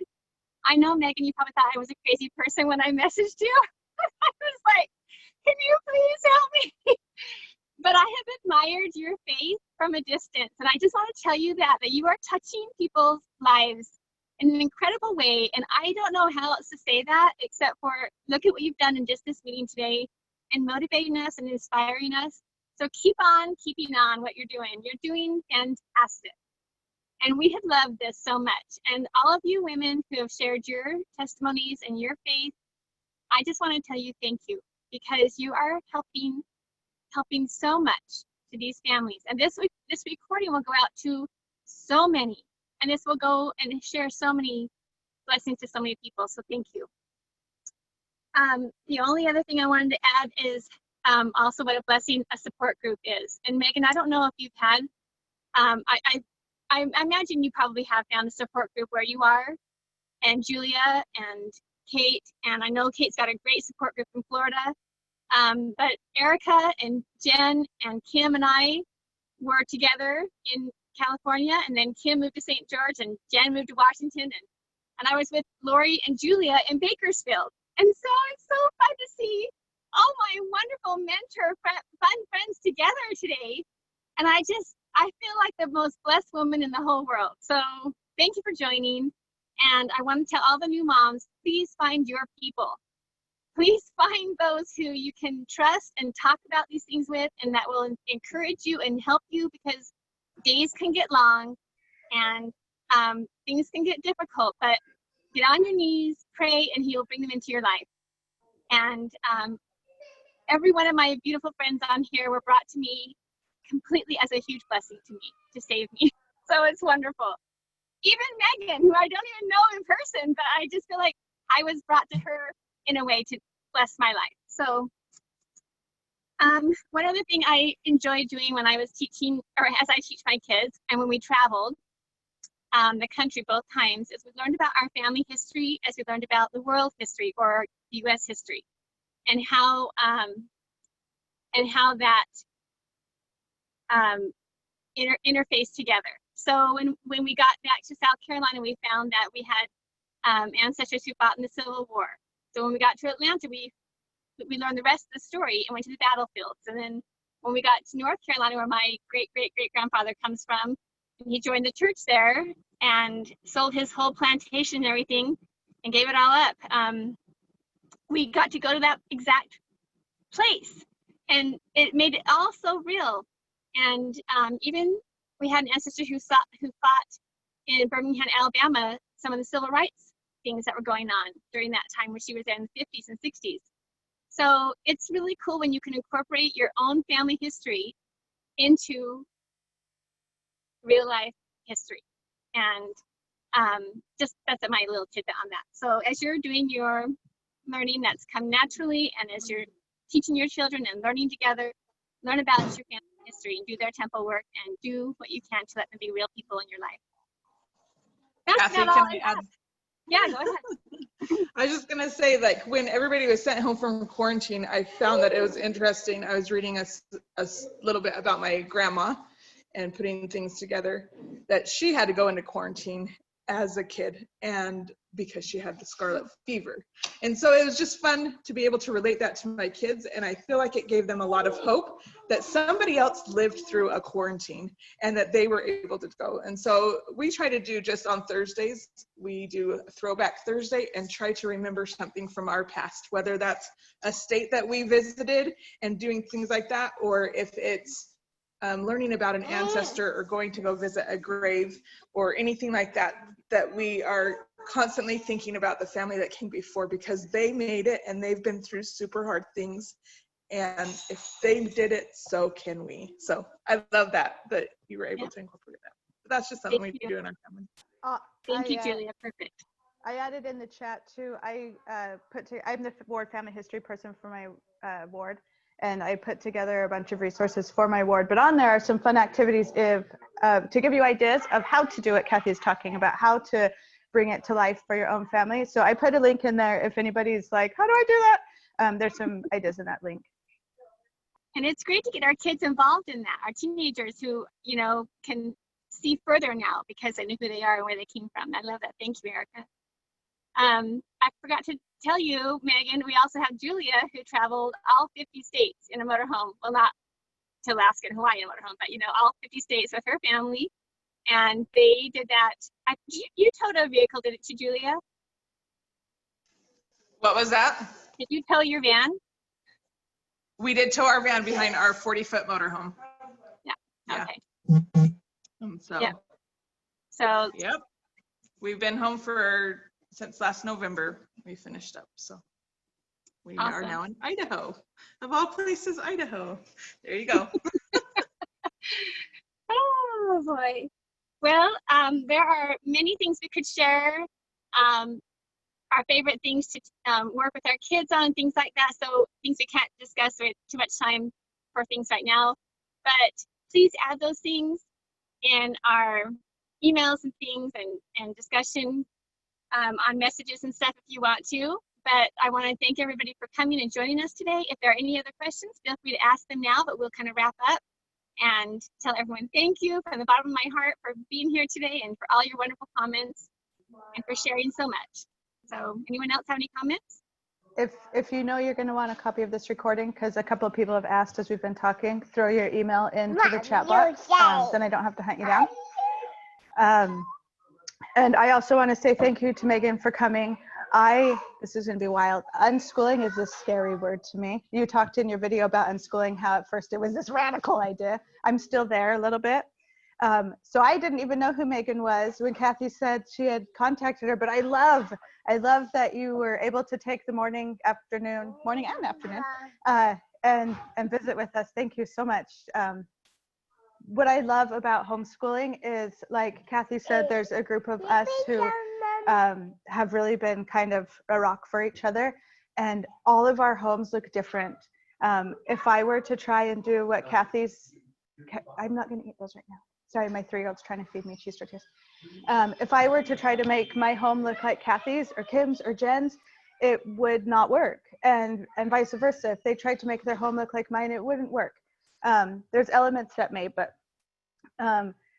as you seek for that guidance that, so a number of us have mentioned, you will find the flow that works for you guys.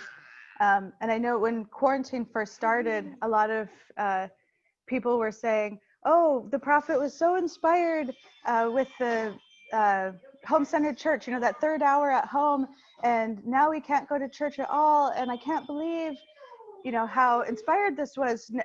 Church isn't even a worry for me anymore. We've got all these friends of other faiths and they don't know what to do for church, but we got it. We've got it. We've been doing it for a year.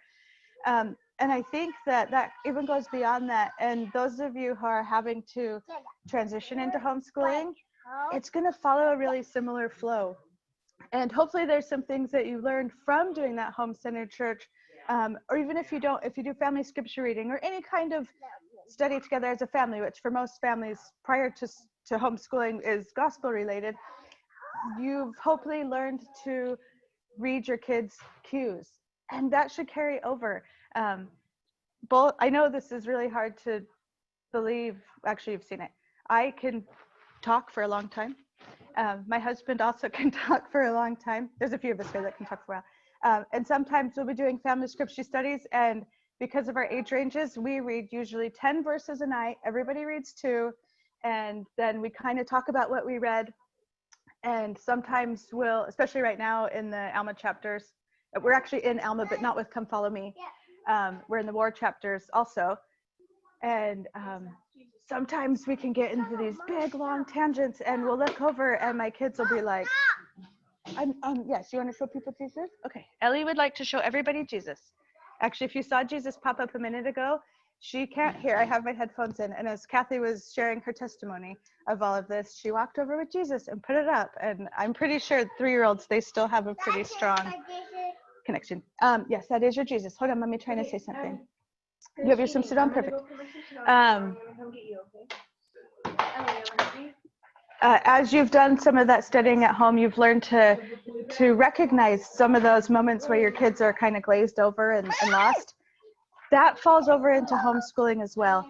And I've kind of giggled as we've talked. I think all of us ladies who've homeschooled for a while have talked about how wonderful it is, how much joy it brings us. And when we were told that we were painting too rosy of a picture, and so I had to throw in sometimes it's hard. But I think once you find that groove and you find what works with your family, and a lot of people's journeys are long. If you watched Megan's video, Megan, you started out with something a little bit more formal looking and structured, right? And then you had kids go back to school and you got your girls, and I mean, yours was quite a journey. Mine wasn't quite that much of a journey, but we were incredibly structured, and we've done a lot more of letting my kids pick what they want to learn, but I still make them learn certain topics. But I think anybody who has homeschooled for a while has gone through kind of that transition and that flow as you learn what works for you. But once you find that groove, it is a joy, and it is really joyful. I have my oldest who's walking around here somewhere. Hope this isn't gonna mad at me for saying this. We are like this. I've shared that before, and I was so afraid to homeschool at first because like it's gonna be a fight every day. And I know that's a concern a lot of other parents have. They've mentioned that to me, like, how am I going to get through every day with this child? You know, summer is so hard and stuff. Well, summer is hard because you have no routine. Like, it's, of course it's hard. It's just like free for all chaos. Can you stop doing that? You're gonna put out. Thank you, baby. But I think it's a joy. There are days that sometimes are hard, but like Megan said, if you're having hard troubles every day, if every day is hard, then there's probably something that isn't driving right. And so that's when you go back to prayer and you pray and you say, Heavenly Father, what do I need to change? What do I need to change about me? What do I need to change about what I'm delivering to my kids? But what needs to change so that this is joyful? It should be joyful. Your kids are one of the most precious things that you have, and you're building relationships with them that not every child gets to build. And it should be great. It should be realistic. My kids still fight sometimes. By sometimes I mean daily. But they also love each other, and they're fiercely loyal to each other. Sorry, I've gone on a tangent again. But anyways, okay, I've got flappy arms here pulling out my headphones. Stop, please. So thank you to everybody who came and shared, and all of the wonderful thoughts and wisdom and experience. It's been awesome.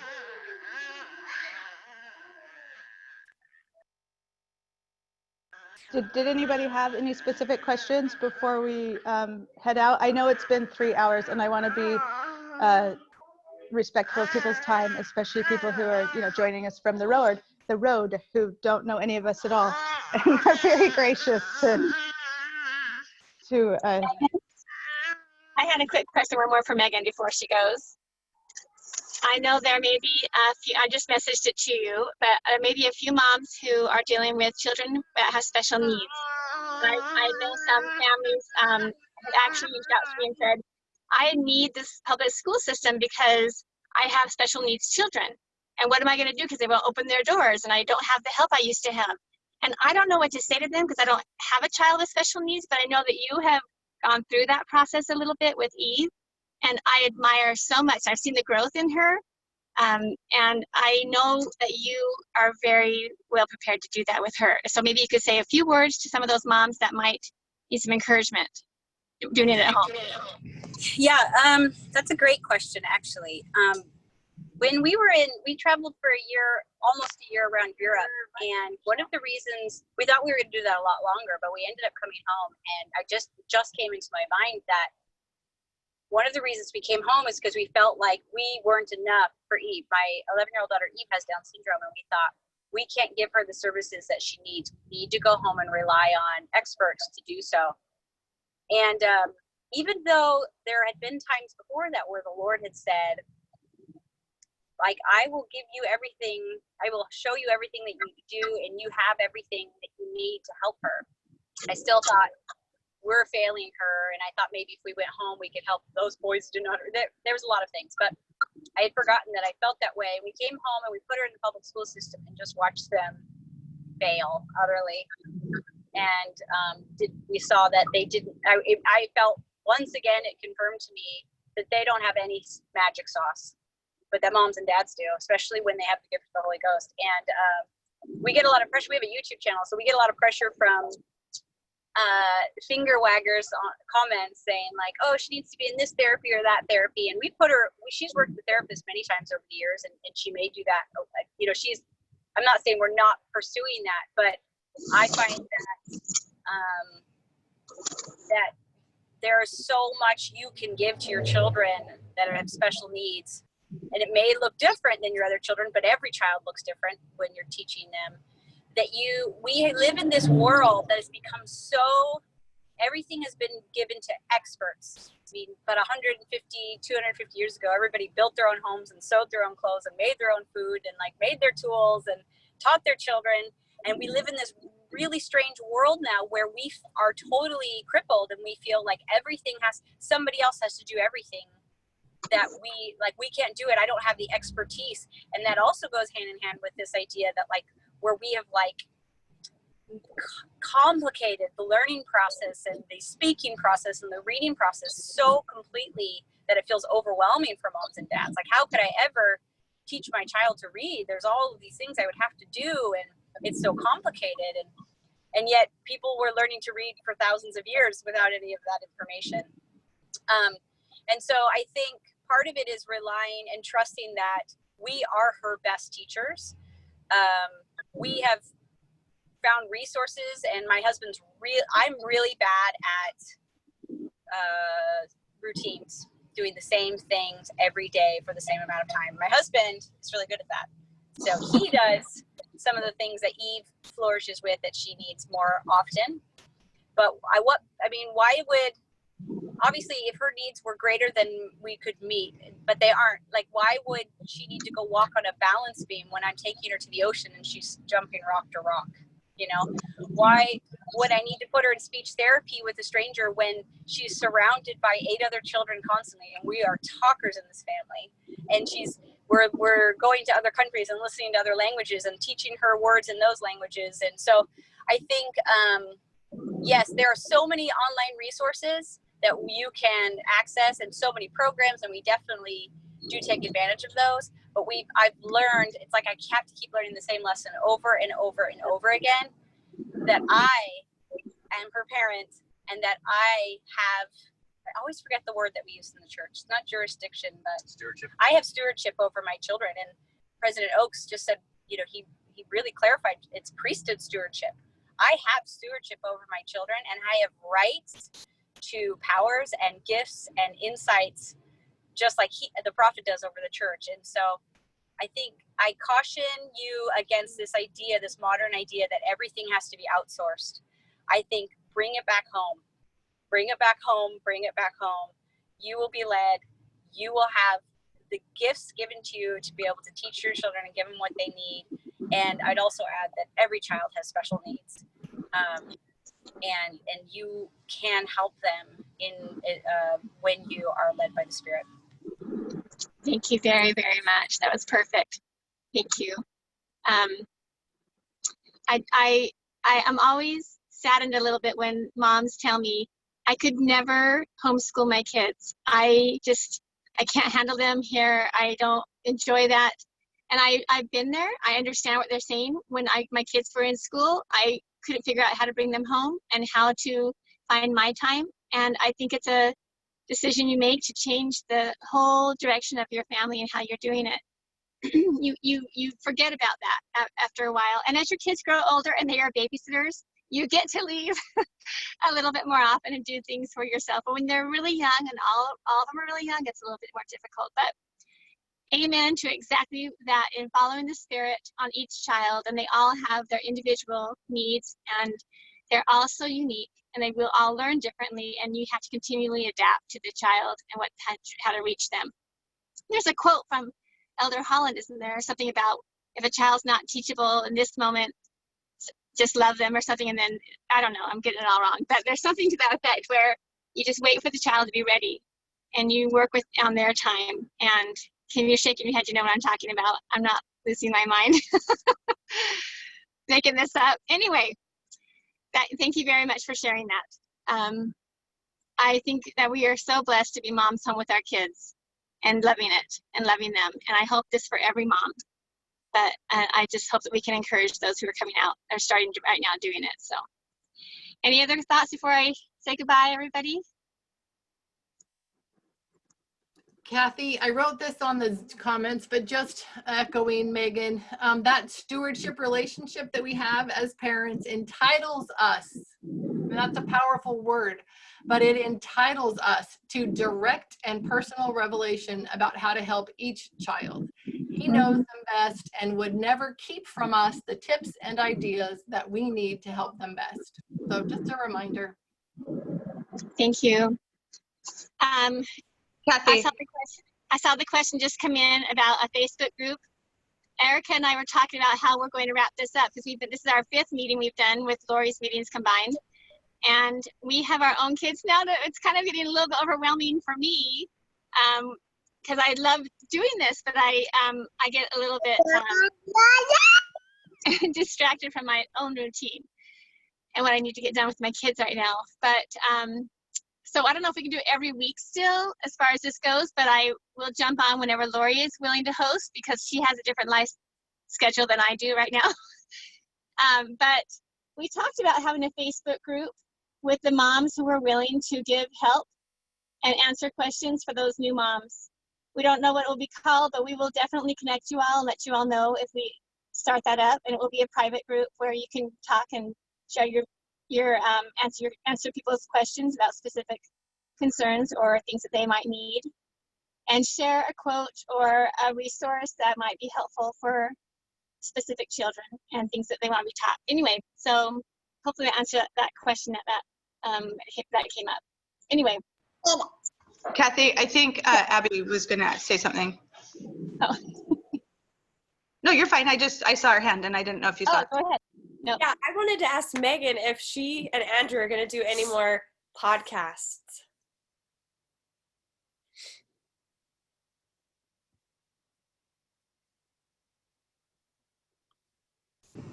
Did somebody ask me a question? Yeah, I said, I'm sorry. I wanted to ask you if you and Andrew are going to do any more podcasts. Oh, Andrew, somebody's asking us if we're going to do any more podcasts. The problem with Andrew is that his podcast partner is a mom of 9 children. And he was always having to Mom, you said we'd record a podcast today. Are we going to do it? We think about it. We just had a crazy, we was getting really, really, really busy. And then we went to Peru and then it was, so I really enjoyed that time with Andrew and he's so brilliant. I'm sure if you listened to those podcasts, you heard it, but we might. Thanks for the question. Sorry, we're right. There's an accident right outside our car. So we were talking about that and I didn't hear you. So.